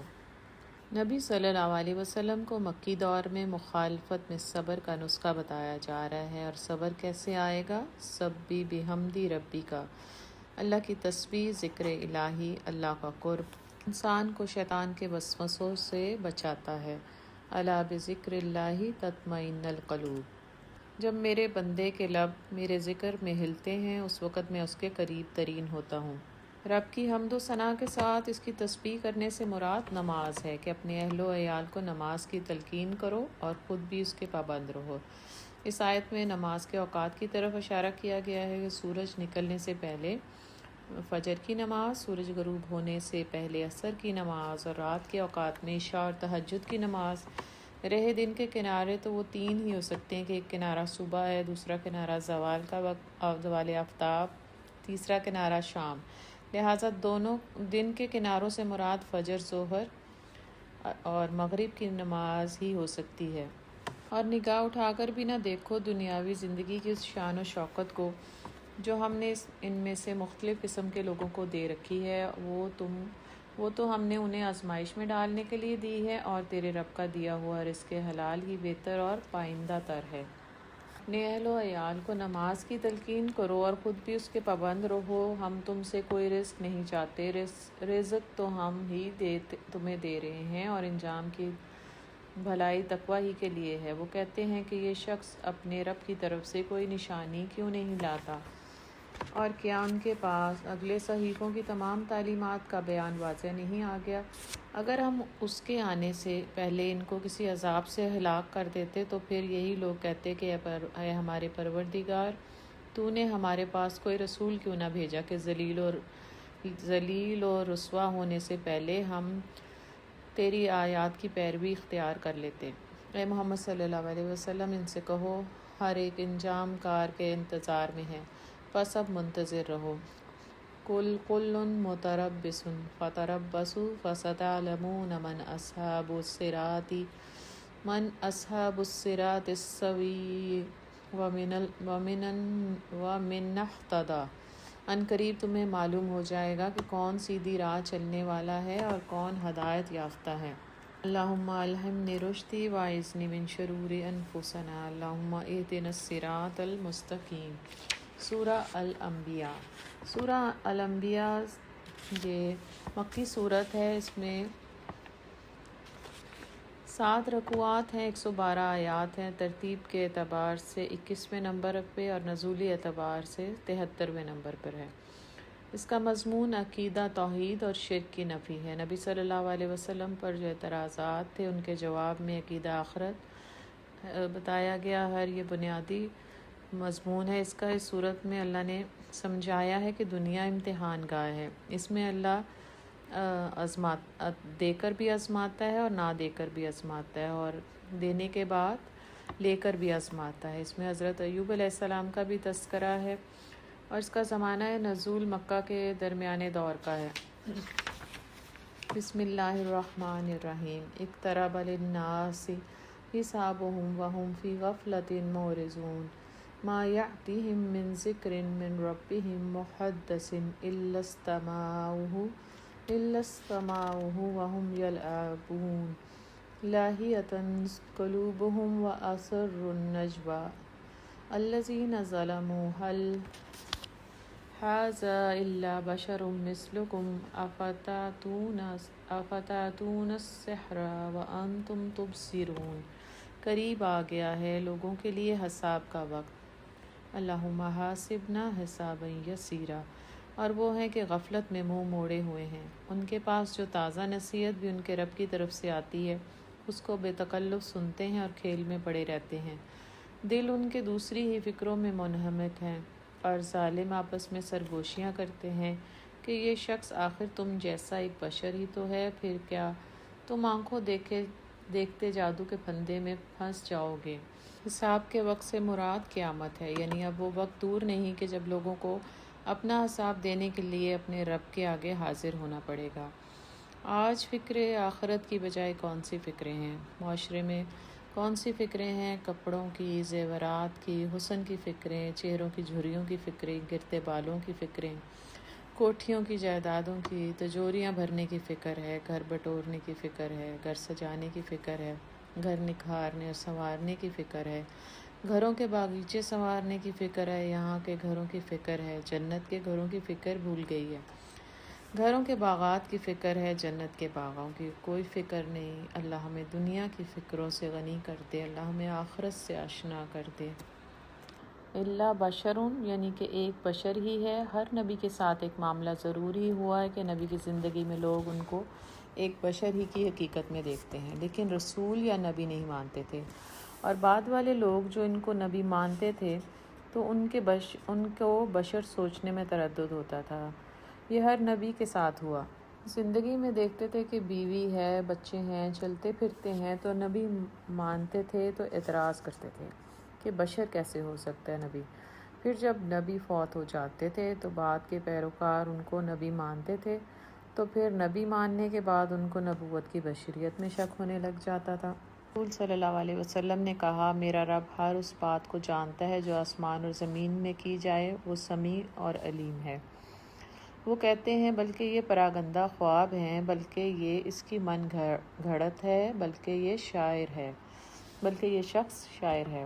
نبی صلی اللہ علیہ وسلم پر اعتراضات لگائے جاتے تھے۔ آپ کو شاعر کہا گیا، کاہن اور جادوگر کہا گیا، جھوٹا نعوذ باللہ کہا گیا، کاذب اور مجنون کہا گیا، اور سب سے کامن اعتراض کیا تھا؟ وہ آپ کو جادوگر کہتے تھے اور شاعر کہتے تھے۔ ورنہ یہ لائی کوئی نشانی جس طرح پرانے زمانے کے رسول نشانیوں کے ساتھ بھیجے گئے تھے، حالانکہ ان سے پہلے کوئی بستی بھی جسے ہم نے ہلاک کیا ایمان نہ لائی۔ اب کیا یہ ایمان لائیں گے؟ اور اے محمد صلی اللہ علیہ وسلم، تم سے پہلے بھی ہم نے انسانوں ہی کو رسول بنا کر بھیجا تھا جس پر ہم وحی کیا کرتے تھے، تم لوگ اگر علم نہیں رکھتے تو اہل کتاب سے پوچھ لو، ان رسولوں کو ہم نے کوئی ایسا جسم نہیں دیا تھا وہ کھاتے نہ ہو اور نہ وہ سدا جینے والے تھے۔ پھر دیکھ لو کہ آخر کار ہم نے ان کے ساتھ اپنے وعدے پورے کیے اور جس چیز کو ہم نے چاہا بچا لیا اور حد سے گزر جانے والوں کو ہلاک کر دیا۔ لوگوں، ہم نے تمہاری طرف ایک ایسی کتاب بھیجی ہے جس میں تمہارا ہی ذکر ہے۔ وَلَقَدْ أَنزَلْنَا عَلَيْكُمْ كِتَابًا فِيهِ ذِكْرُكُمْ، تو اس کتاب میں ہمارا ہی ذکر ہے۔ افلا تاقلون، تو کیا تم سمجھتے نہیں ہو؟ وَكَمْ قَسَّمْنَا مِنْ قَرْيَةٍ كَانَتْ ظَالِمَةً وَأَنشَأْنَا بَعْدَهَا قَوْمًا آخَرِينَ، کتنی ہی ظالم بستیاں ہیں جن کو ہم نے پیس کر رکھ دیا اور ان کے بعد دوسری کسی قوم کو اٹھایا۔ جب ان کو ہمارا عذاب محسوس ہوا تو لگے وہاں سے بھاگنے۔ کہا گیا بھاگو نہیں، جاؤ اپنے انہی گھروں اور عیش کے سامانوں میں جن کے اندر تم چین کر رہے تھے، شاید کہ تم سے پوچھا جائے۔ کہنے لگے ہائے ہماری کم بختی، بے شک ہم خطا بار تھے۔ اور وہ یہی پکارتے رہے یہاں تک کہ ہم نے ان کو کھلیان کر دیا، زندگی کا ایک شرارہ تک ان میں نہ رہا۔ ہم نے اس آسمان اور زمین کو اور جو کچھ بھی ان میں ہے کچھ کھیل کے طور پر نہیں بنایا۔ اگر ہم کوئی کھلونا بنانا چاہتے اور بس یہی کچھ ہمیں کرنا ہوتا تو اپنے ہی پاس سے کر لیتے، مگر ہم تو باطل پر حق کی چوٹ لگاتے ہیں جو اس کا سر توڑ دیتی ہے، اور وہ دیکھتے دیکھتے مٹ جاتا ہے، اور تمہارے لیے تباہی ہے ان باتوں کی وجہ سے جو تم بناتے ہو۔ وَلَهُ مَنْ فِي السَّمَاوَاتِ وَالْأَرْضِ، زمین اور آسمانوں میں جو مخلوق بھی ہے اللہ کی ہے، اور جو فرشتے اس کے پاس ہیں وہ نہ اپنے آپ کو بڑا سمجھ کر اس کی بندگی سے سرتابی کرتے ہیں نہ ملول کرتے ہیں، شب و روز اس کی تسبیح کرتے رہتے ہیں، دم نہیں لیتے۔ کیا ان لوگوں کے بنائے ہوئے عارضی خدا ایسے ہیں کہ بے جان کو جان بخش کر اٹھا کھڑا کرتے ہیں؟ اگر آسمان اور زمین میں ایک اللہ کے سوا دوسرے خدا بھی ہوتے تو زمین و آسمان دونوں کا نظام بگڑ جاتا۔ فَسُبْحَانَ اللَّهِ رَبِّ الْعَرْشِ عَمَّا يَصِفُونَ، پس پاک ہے اللہ رب العزت رب العرش ان باتوں سے جو یہ لوگ بنا رہے ہیں۔ وہ اپنے کاموں کے لیے کسی کے آگے جواب دہ نہیں ہے اور سب جواب دہ ہیں۔ کیا اس سے چھوڑ کر انہوں نے دوسرے خدا بنا لیے ہیں؟ اے محمد صلی اللہ علیہ وسلم ان سے کہو کہ لاؤ اپنی دلیل، یہ کتاب بھی موجود ہے جس میں میرے دور کے لوگوں کے لیے نصیحت ہے، اور وہ کتابیں بھی موجود ہیں جن میں مجھ سے پہلے لوگوں کے لیے نصیحت تھی، مگر ان میں سے اکثر لوگ حقیقت سے بے خبر ہیں، اس لیے منہ موڑے ہوئے ہیں۔ ہم نے تم سے پہلے جو رسول بھی بھیجا ہے اس کو یہی وحی کی ہے کہ میرے سوا کوئی خدا نہیں ہے، پس تم لوگ میری ہی بندگی کرو۔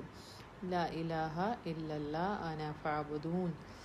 وقالوا اتخذ الرحمن ولدا سبحانہ بل عباد مکرمون، یہ کہتے ہیں رحمان اولاد رکھتا ہے، سبحان اللہ، اللہ پاک ہے، وہ تو بندے ہیں جنہیں عزت دی گئی ہے، اس کے حضور بڑھ کر نہیں بولتے اور بس اس کے حکم پر عمل کرتے ہیں۔ جو کچھ ان کے سامنے ہے اس سے بھی وہ جانتا ہے، اور جو کچھ ان سے اوجل ہے اس سے بھی وہ باخبر ہے۔ وہ کسی کی سفارش نہیں کرتے بجز اس کے جس کے حق میں سفارش سننے پر اللہ راضی ہو، اور وہ اس کے خوف سے ڈرے رہتے ہیں۔ اور جو ان میں سے کوئی کہہ دے کہ اللہ کے سوا میں بھی ایک خدا ہوں تو اسے ہم جہنم کی سزا دیں گے۔ ہمارے ہاں ظالموں کا یہی بدلہ ہے۔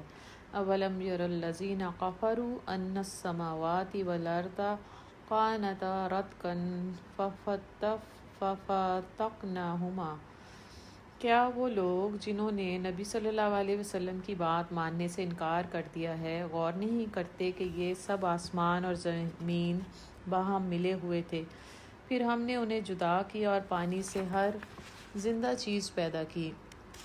کیا وہ ہماری اس اخلاقی کو نہیں مانتے؟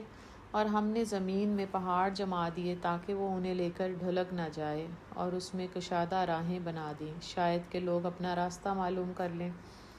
اور ہم نے آسمان کو ایک محفوظ چھت بنا دیا، مگر یہ ہے کہ اس کی نشانیوں کی طرف توجہ ہی نہیں کرتے، اور وہ اللہ ہی ہے جس نے رات اور دن بنائے اور سورج اور چاند کو پیدا کیا، سب ایک ایک فلک میں تیر رہے ہیں، اور اے محمد صلی اللہ علیہ وسلم، ہمیشگی تو ہم نے تم سے پہلے بھی کسی انسان کے لیے نہیں رکھی ہے۔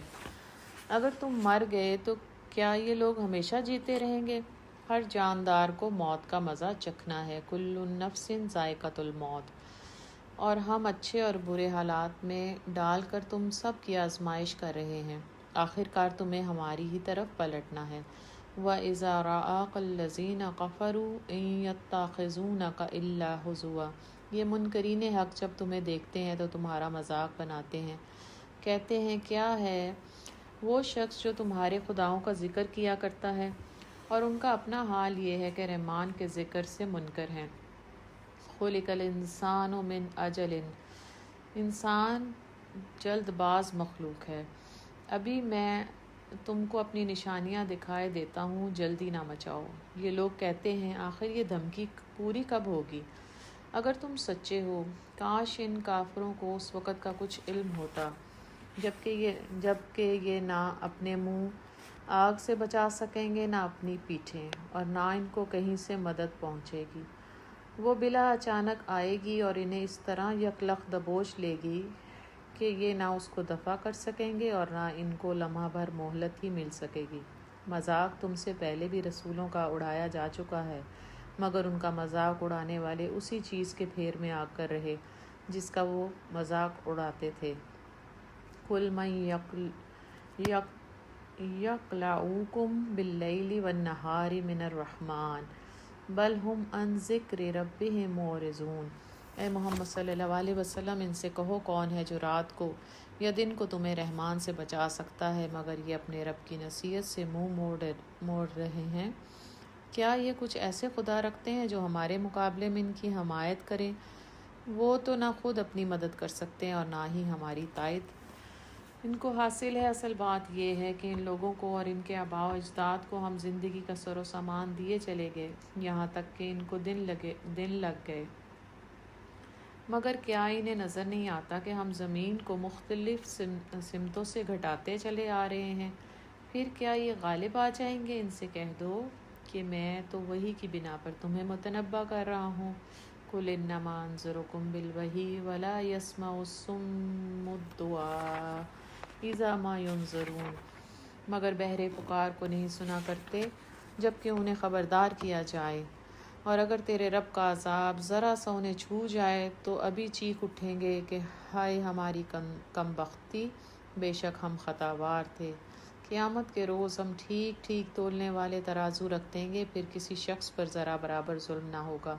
جس کا رائی کے دانے برابر بھی کچھ کیا دھرا ہوگا وہ ہم سامنے لے آئیں گے، اور حساب لگانے کے لیے ہم کافی ہیں۔ وَلَقَدْ آتَيْنَا مُوسَىٰ وَهَارُونَ الْفُرْقَانَ وَضِيَاءً وَذِكْرًا لِلْمُتَّقِينَ، پہلے ہم موسیٰ علیہ السلام اور ہارون علیہ السلام کو فرقان اور روشنی اور ذکر عطا کر چکے ہیں ان متقی لوگوں کی بھلائی کے لیے جو بے دیکھے اپنے رب سے ڈریں اور جن کو حساب کی اس گھڑی کا کھٹکا لگا ہوا ہو۔ اور اب یہ بابرکت ذکر ہم نے تمہارے لیے نازل کیا ہے، پھر کیا تم اس کو قبول کرنے سے انکاری ہو؟ وَلَقَدْ آتَيْنَا إِبْرَاهِيمَ رُشْدَهُ مِن قَبْلُ وَكُنَّا بِهِ عَالِمِينَ، اس سے بھی پہلے ہم نے ابراہیم علیہ السلام کو اس کی ہوش مندی بخشی تھی اور ہم اس کو خوب جانتے تھے۔ إِذْ قَالَ لِأَبِيهِ وَقَوْمِهِ مَا هَٰذِهِ التَّمَاثِيلُ الَّتِي أَنتُمْ لَهَا عَاكِفُونَ، یاد کرو وہ موقع جب کہ اس نے اپنے باپ اور اپنی قوم سے کہا تھا کہ یہ مورتیں کیسی ہیں جن کے تم لوگ گرویدہ ہو رہے ہو۔ حضرت ابراہیم علیہ السلام کو آزمایا گیا تھا، ان کی قوم بت پرست تھی، ان کا گھرانہ بھی بتوں کا تھا، اور ان کے بت گری ان کا فن بھی تھا اور ان کا فکر معاش بھی۔ ان کے باپ آزر نے بادشاہ کا بت بنایا تھا اور مقرب بن گئے تھے۔ حضرت ابراہیم علیہ السلام نے سورج، چاند، ستاروں کو دیکھا، شرک کی حقیقت سمجھ آئی، توحید کا عقیدہ راسخ ہوا تو کیا کیا؟ صرف اپنی ذات پر نہیں، توحید کا نعرہ بلند کرنے کے لیے اٹھ گئے۔ اگرچہ بت ہیں جماعت کی آستینوں میں، مجھے ہے حکم اذاں لا الہ الا اللہ۔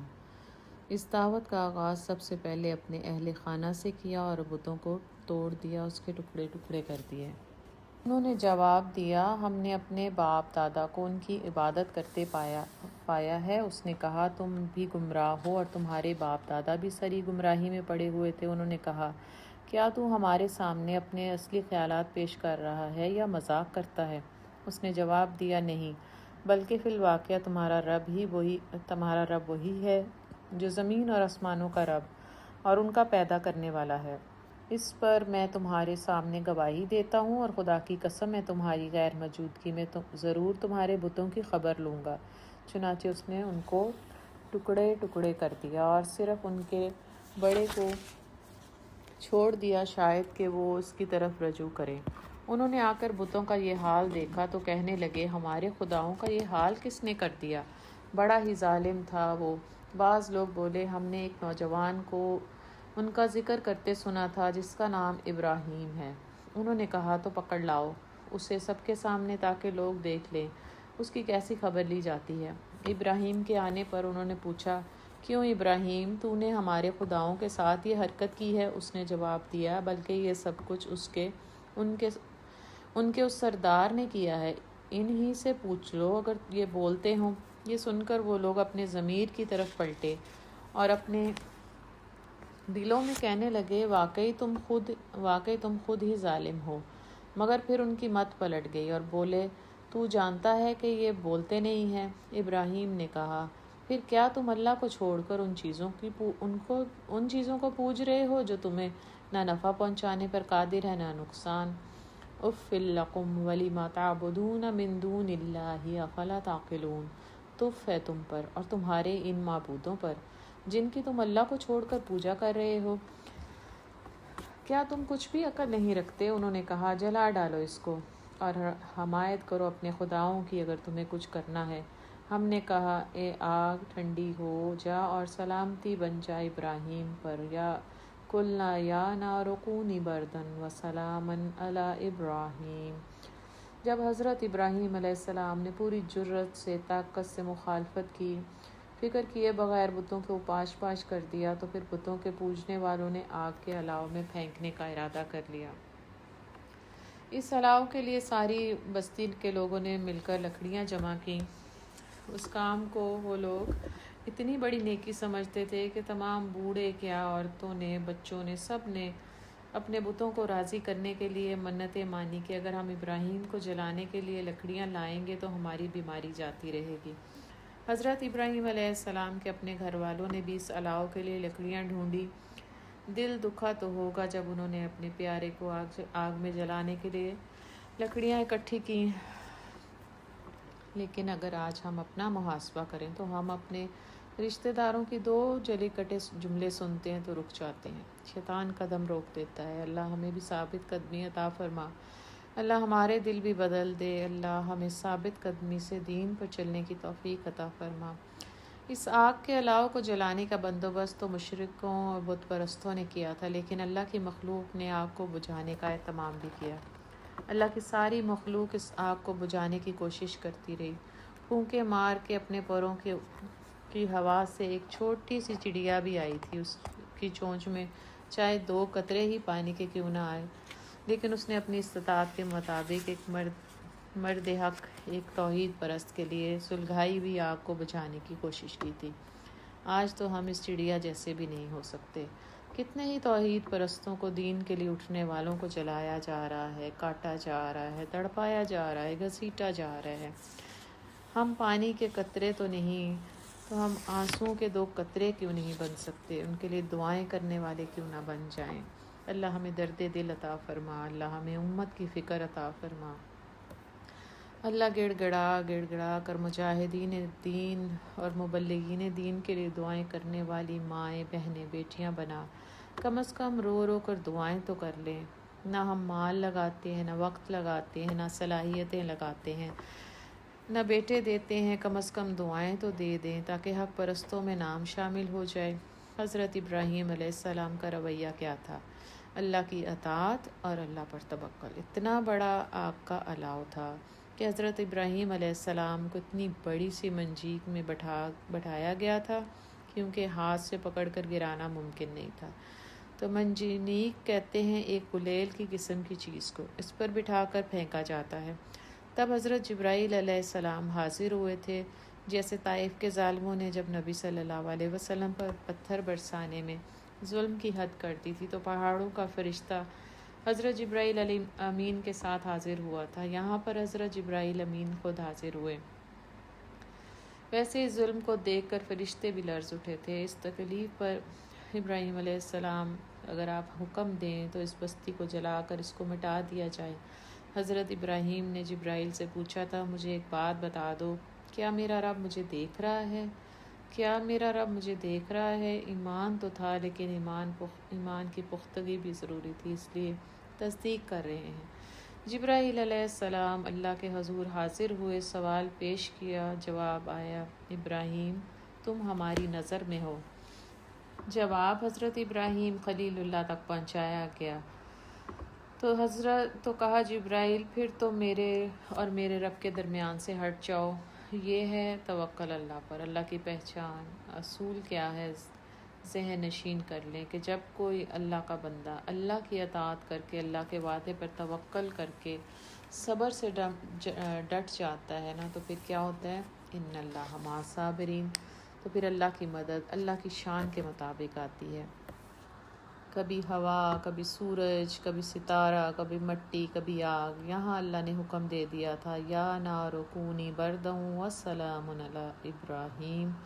آگ کا الاؤ گل و گلزار بن گیا تھا۔ اللہ نے حکم دیا تھا آگ کو ٹھنڈی ہو جا، لیکن اتنی ٹھنڈی نہ بلکہ سلامتی والی ٹھنڈک ہو جا۔ کہ ابراہیم علیہ السلام کے ساتھ برائی کریں، مگر ہم نے ان کو بری طرح ناکام کر دیا، اور ہم اسے اور لوط کو بچا کر اس سرزمین کی طرف نکال لے گئے جس میں ہم نے دنیا والوں کے لیے برکتیں رکھی ہیں، اور ہم نے اسے اسحاق عطا کیا اور یعقوب علیہ السلام اس پر مزید، اور ہر ایک کو صالح بنایا، اور ہم نے ان کو امام بنا دیا جو ہمارے حکم سے رہنمائی کرتے تھے، اور ہم نے انہیں وحی کے ذریعے نیک کاموں کی اور نماز قائم کرنے اور زکوٰۃ دینے کی ہدایت کی، اور وہ ہمارے عبادت گزار تھے۔ اور لوط کو ہم نے حکم اور علم بخشا اور اسے اس بستی سے بچا کر نکال دیا جو بدکاریاں کرتی تھی۔ در حقیقت وہ بڑی ہی بری فاسق قوم تھی، اور لوط کو ہم نے اپنی رحمت میں داخل کیا، وہ صالح لوگوں میں سے تھا۔ وَنُوحًا إِذْ نَادَىٰ مِن قَبْلُ فَاسْتَجَبْنَا لَهُ فَنَجَّيْنَاهُ وَأَهْلَهُ مِنَ الْكَرْبِ الْعَظِيمِ۔ اور یہی نعمت ہم نے نوح علیہ السلام کو دی۔ یاد کرو جبکہ ان سب سے پہلے اس نے ہمیں پکارا، ہم نے اس کی دعا قبول کی اور اسے اور اس کے گھر والوں کو کرب عظیم سے نجات دلائی۔ تو حضرت نوح علیہ السلام نے اس وقت کیا دعا کی تھی؟ جبکہ وہ اپنی قوم کی مسلسل اصلاح کر رہے تھے، مگر تھک ہار گئے تھے اور قوم ماننے کو تیار نہیں تھی، تب انہوں نے دعا کی تھی، رب انی مغلوب فانتصر، کہ پروردگار میں مغلوب ہو گیا ہوں، اب تو میری مدد کو پہنچ۔ کرب عظیم سے مراد یہاں پر بدکردار قوم کے درمیان زندگی بسر کرنے کی مصیبت کو کہا گیا، اور اس قوم کے مقابلے میں اس کی مدد کی جس نے ہماری آیات کو جھٹلا دیا تھا۔ وہ بڑے برے لوگ تھے، پس ہم نے ان سب کو غرق کر دیا، اور اسی نعمت سے ہم نے داؤد اور سلیمان علیہ السلام کو سرفراز کیا۔ یاد کرو وہ موقع جب کہ وہ دونوں ایک کھیت کے مقدمے میں فیصلہ کر رہے تھے جس میں رات کے وقت دوسرے لوگوں کی بکریاں پھیل گئی تھیں، اور ہم ان کی عدالت خود دیکھ رہے تھے۔ اس وقت ہم نے صحیح فیصلہ سلیمان کو سمجھا دیا، حالانکہ حکم اور علم ہم نے دونوں ہی کو عطا کیا تھا۔ نبی اپنی ریاست میں قاضی کا کردار بھی ادا کرتے ہیں، اور نبی انصاف اور عدل پر فیصلے کرتے ہیں۔ حضرت سلیمان علیہ السلام نے بہتر عادلانہ فیصلہ کیا، کبھی اولاد اور کبھی شاگرد۔ اولاد اپنے والدین سے اور شاگرد اپنے استاد سے کبھی آگے نکل جاتے ہیں۔ اللہ ہماری اولادوں اور شاگردوں کو علم میں، فہم میں ہم سے بہتر کر کے صدقہ جاریہ بنا دینا۔ قصہ کچھ یوں تھا کہ ایک شخص کے کھیت میں دوسرے شخص کی بکریاں رات کے وقت گھس گئی تھیں۔ اس نے حضرت داؤد علیہ السلام کے ہاں اپنا استغاثہ پیش کیا۔ انہوں نے فیصلہ کیا کہ اس کی بکریاں چھین کر اسے دے دی جائیں۔ حضرت سلیمان علیہ السلام نے اس سے اختلاف کیا اور یہ رائے دی تھی کہ بکریاں اس وقت تک کھیت والے کے پاس رہیں گی جب تک کہ بکری والا اس کے کھیت کو پھر سے تیار نہ کر دے۔ تو اس کے متعلق اللہ تعالیٰ یہاں فرما رہے ہیں کہ یہ فیصلہ ہم نے سلیمان علیہ السلام کو سجھا دیا تھا۔ وَسَخَّرْنَا مَعَ دَاوُودَ الْجِبَالَ يُسَبِّحْنَ وَالطَّيْرَ وَكُنَّا فَاعِلِينَ۔ داؤد علیہ السلام کے ساتھ ہم نے پہاڑوں اور پرندوں کو مسخر کر دیا تھا جو تسبیح کرتے تھے، اس فعل کے کرنے والے ہم ہی تھے، اور ہم نے اس کو تمہارے فائدے کے لیے ذرا بنانے کی صنعت سکھا دی تھی تاکہ تم کو ایک دوسرے کی مار سے بچائے۔ پھر کیا تم شکر گزار ہو؟ دونوں باپ بیٹے کو اللہ تعالیٰ نے نعمتیں دے کر آزمایا تھا۔ حضرت ابراہیم علیہ السلام کو عقیدہ توحید کی نعمت سے آزمایا گیا، علم و فہم سے آزمایا گیا۔ یہاں پر ان دونوں کو اللہ تعالیٰ نے حکومت، مال، عہدہ، اقتدار، کثیر نعمتوں سے نوازا تھا، حضرت داؤد علیہ السلام اور حضرت سلیمان علیہ السلام، اور یہ اپنی ساری نعمتوں پر اللہ کے شاکر، صابر، ذاکر بندے بن کر آئے تھے۔ حضرت داؤد علیہ السلام کو اللہ تعالیٰ نے بہت خوبصورت آواز سے نوازا تھا، خوش الحانی سے نوازا تھا۔ اس نعمت کا شکر وہ کیسے ادا کرتے تھے؟ چلتے پھرتے، اٹھتے بیٹھتے اللہ کی تسبیح اور حمد و ثنا کیا کرتے تھے۔ اللہ کا وعدہ ہم نے دیکھا تھا پیچھے، وَلَئِن شَكَرْتُمْ لَأَزِيدَنَّكُمْ۔ اللہ نے نعمتیں دی، وہ کیسے شکر ادا کرتے تھے؟ اس آواز کو اللہ کی حمد و ثنا کے لیے استعمال کرتے تھے۔ اللہ کو یہ طریقہ اتنا پسند آیا کہ اللہ تعالیٰ نے ان کو زبور عطا کی، اور سلیمان کے لیے ہم نے تیز ہوا کو مسخر کر دیا تھا جو اس کے حکم سے اس سرزمین کی طرف چلتی تھی جس میں ہم نے برکتیں رکھی تھی۔ ہم ہر چیز کا علم رکھنے والے تھے، اور شیاطین میں سے ہم نے ایسے بہت سو کو اس کا تابع بنا دیا تھا جو اس کے لیے غوطہ لگاتے تھے اور اس کے سوا دوسرے کام کرتے تھے۔ ان سب کے نگران ہم تھے۔ اللہ تعالیٰ نے حضرت داؤد علیہ السلام کو زبور دی تھی۔ زبور الہامی آسمانی کتاب تھی۔ زبور میں بہت زیادہ احکامات الہی نہیں تھی، اس میں زیادہ تر حمدیہ ترانے تھے، حمد و ثنا والے نظم کی شکل میں ترانے تھے۔ اس نعمت کے ملنے پر پہلے سے زیادہ حمد و ثنا اور تسبیح کرنے لگ پڑے تھے حضرت داؤد علیہ السلام۔ اللہ کو یہ عملی شکر اتنا پسند آیا کہ اللہ نے پہاڑوں اور پرندوں کو بھی حضرت داؤد علیہ السلام کا ہم نوا بنا دیا تھا، اور اس بات کی بھی تصدیق ہو گئی جو اللہ نے کہا، لَإِن شَكَرْتُمْ لَأَزِيدَنَّكُمْ۔ تو کیا سما ہوگا جب فجر کا وقت ہوگا، کھلا آسمان، پہاڑ، گلستان، باغات، اور حضرت داؤد علیہ السلام اپنی خوبصورت آواز میں وہ پھوٹتے ہی اللہ کی حمد و ثنا، تسبیحات اور زبور کی نظمیں پڑھتے تھے، اور چڑیاں اور پرندے، پہاڑ سب ہم نوا ہوتے تھے۔ سبحان اللہ، کیا نظارہ ہوگا وہ۔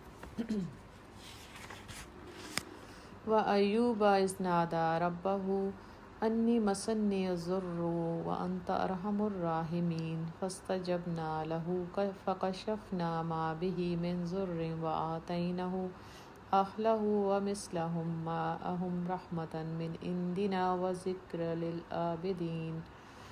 اور یہی ہوش مندی اور حکم و علم کی نعمت ہم نے ایوب کو دی تھی۔ یاد کرو جبکہ اس نے اپنے رب کو پکارا کہ مجھے بیماری لگ گئی ہے، اور تو ارحم الراحمین ہے۔ ہم نے اس کی دعا قبول کی اور جو تکلیف اسے تھی اس کو دور کر دیا، اور صرف اس کے اہل و عیال ہی اس کو نہیں دیے بلکہ ان کے ساتھ اتنے ہی اور بھی دیے اپنی خاص رحمت کے طور پر، اور اس لیے کہ یہ ایک سبق ہو عبادت گزاروں کے لیے۔ ایوب علیہ السلام وہ نبی ہیں جن کی خاص صفت صبر ایوب مشہور ہے۔ ان کی رودات بائبل میں بھی ہے اور صحیح احادیث میں بھی ہے۔ ہمیں پتہ چلتا ہے کہ اہل مشرق، پیپل آف دا ایسٹ، حضرت ایوب علیہ السلام جو تھے وہ بہت مالدار لوگوں میں سے تھے۔ ان کی دولت مختلف ذرائع سے تھی، بہت سے کھیت تھے، بہت سے مویشی تھے، اور مویشیوں کا بہت زبردست کام تھا جو بہت ہی چلتا تھا۔ تجارت اور کاروبار بھی تھا، کثیر اہل خانہ تھے، جوانی، قوت، علم سب کچھ تھا۔ اتنی نعمتوں سے اللہ نے مالا مال ہونے کے باوجود کیا تھے؟ عیش میں یاد خدا کبھی نہیں بھولے تھے۔ یہ ان کا رویہ تھا، کثرت سے اللہ کی عبادت کیا کرتے تھے۔ ان کی بستی کے لوگوں کے دلوں میں شیطان نے ایک فتنہ ڈال دیا تھا، وہ کہتے تھے کہ ہم تو مالی تنگی اور فکر و فاقہ کی وجہ سے فکر معاش کے چکروں میں الجھے ہوئے ہیں، اس لیے ہم عبادت نہیں کر پاتے۔ تو اگر حضرت ایوب علیہ السلام عبادت نہیں کریں گے تو اور کون کرے گا؟ یعنی ان کے پاس اتنی فرصت ہے، کوئی فکر و فاقہ نہیں، غم نہیں، تو بتائیں جس کے پاس کاروبار ہوتا ہے اس کو فکر غم نہیں ہوتا؟ یہ تو ایک سوچ ہے نا۔ ان کو بھی حقیقت حال سمجھانے کے لیے اور حضرت ایوب علیہ السلام کو بھی آزمانے کے لیے، دونوں فیکٹس ہیں۔ اللہ سبحانہ تعالیٰ نے قوم کے لوگوں کو کنسیپٹ سمجھانے کے لیے کہ وہ بے فکری کی وجہ سے عبادت نہیں بلکہ وہ ہر حال میں عبادت کرتے رہیں گے، بستی کے لوگوں کو صحیح تصور سمجھانے کے لیے اور حضرت ایوب علیہ السلام کو آزمانے کے لیے ساری نعمتیں اللہ نے ان سے چھین لیں۔ حضرت عدی بن حاتم رضی اللہ تعالیٰ عنہ فرماتے ہیں کہ جب حضرت ایوب علیہ السلام کی آزمائش شروع ہوئی تو ان کی ساری نعمتیں ایک کے بعد ایک سب چھنتی چلی گئیں۔ کھیتیاں پکی ہوئی برباد ہو گئیں، چلتا ہوا تجارت جو تھا اس میں گھاٹا اور نقصان ہو گیا، مویشی سب ہلاک ہو گئے، اہل خانہ بھی یکے بعد دیگرے سب گزر گئے، تنہا رہ گئے تھے، سب کچھ چھن گیا تھا، صحت کی نعمت بھی چھن گئی، اتنے بیمار ہو گئے کہ کھال کی ان کو کچھ سکن کی پرابلم آ گئی تھی، یہ بہت تکلیف دہ تھی۔ کوئی 4 انگلیوں جتنی جگہ نہ تھی جہاں گہرا زخم یا آبلہ نہ ہو، آبلے پانی اور پیپ سے بھر گئے تھے، اور بائبل میں تو یہاں تک آتا ہے کہ زخموں میں کیڑے پڑ گئے تھے، ساری نعمتیں چھن گئی تھی، صحت بھی چھن گئی تھی، کوئی عیادت کرنے والا بھی نہیں تھا، کوئی غم گسار نہیں تھا۔ یہ دنیا امتحان گاہ ہے، اللہ کبھی دے کر آزماتا ہے اور کبھی دینے کے بعد آزماتا ہے۔ حضرت ایوب علیہ السلام کو ہر ہی طرح کے طریقے سے آزمایا گیا، پہلے دے کر آزمایا، کثرت سے عبادت اور دینے کے بعد لے کر آزمایا۔ حضرت عدی بن حاتم کی روایت سے آتا ہے کہ جب اللہ تعالیٰ نے سب نعمتیں لے لی تھیں تو اس موقع پر حضرت ایوب علیہ السلام کا جملہ بہت بڑا آئی اوپنر تھا، میسیج ہے، اللہ سے مخاطب ہو کر فرما رہے تھے کہ اللہ تو جانتا ہے جب تو نے مجھے نعمتوں سے مالا مال کیا تھا میں اس وقت بھی تیری عبادت کرتا تھا، راتوں کو میرا نرم گرم بستر تیار ہوتا تھا اور میں اپنے نفس کو سونے سے یہ کہہ کر روک لیا کرتا تھا کہ تجھے اس کام کے لیے نہیں پیدا کیا گیا، لیکن اللہ اس نعمت کی حالت میں میرا دل مصروف ہوتا تھا، دیکھ بھال نگرانی وہ سب کچھ کرتا تھا۔ اب تو نے جب مجھ سے ساری نعمتیں لے لی ہیں تو میرا دل تیرے لیے خالی ہو گیا ہے۔ واہ، اب میرے اور تیرے درمیان کوئی حائل نہیں ہے۔ پہلے تو کبھی مویشیوں کی پریشانی، کبھی کھیتوں کی پریشانی حائل ہو جاتی تھی، اب حال یہ ہے کہ اب کچھ بھی نہیں ہے، اب اللہ ہے اور میں ہوں، اب میرے اور تیرے درمیان کچھ نہیں ہے۔ اللہ اگر شیطان تیری اس نعمت کو جان لے جو تو نے مجھ پر کی ہے تو مجھ سے بہت حسد کرے گا، الہی مجھے اس کے وسوسوں سے بچا لینا، ہر حالت میں صبر شکر کر رہے ہیں۔ اللہم اجعلنی صبورا وجعلنی شکورا، رب اعینی علی ذکرک و شکرک و حسن عبادتک۔ اللہ کو یہ انداز اتنا پسند آیا کہ اللہ نے حکم دے دیا تھا، چشمہ پھوٹا تھا، آپ نے غسل کیا، پھر بیماری جاتی رہی۔ صحیح احادیث سے ثابت ہے کہ ایک دن وہ اپنے گھر میں صحن میں غسل کر رہے تھے، آسمان سے بارش ہونے لگی اور یہ بارش سونے کی ٹڈیوں کی شکل میں تھی۔ سونے کی ٹڈیوں کی بارش اللہ نہ دینے کے بعد آزما رہا ہے۔ رازق کون ہے، سمیع بصیر کون ہے؟ کیا آزمائش ہمیشہ ہوتی ہے؟ کیا بگڑی نہیں بنتی؟ کیا وہ اپنے بندوں کو چھوڑ دیتا ہے؟ حضرت ایوب علیہ السلام اس کو اپنے لب میں بھرنے لگے، پکارے گئے تھے کہ کیا مال کی حرص آ گئی ہے؟ تو انہوں نے کہا تھا کہ نہیں، باران رحمت برس رہی ہے، اس کو سمیٹ رہا ہوں، تیری رحمت سمیٹ رہا ہوں۔ جب اللہ تکلیف دیتا ہے تو اللہ اس کے بعد اس کو کٹواتا بھی ہے، اللہ اپنی رحمت سے دیتا ہے، اپنے کرم سے نوازتا ہے۔ اللہ ہمیں بھی ہر حال میں راضی برضا رہنے والا خوش نصیب بنا دینا۔ اور یہی نعمت اسماعیل علیہ السلام اور ادریس علیہ السلام اور ذوالکفل کو دی گئی، اور یہ سب لوگ صابر لوگ تھے۔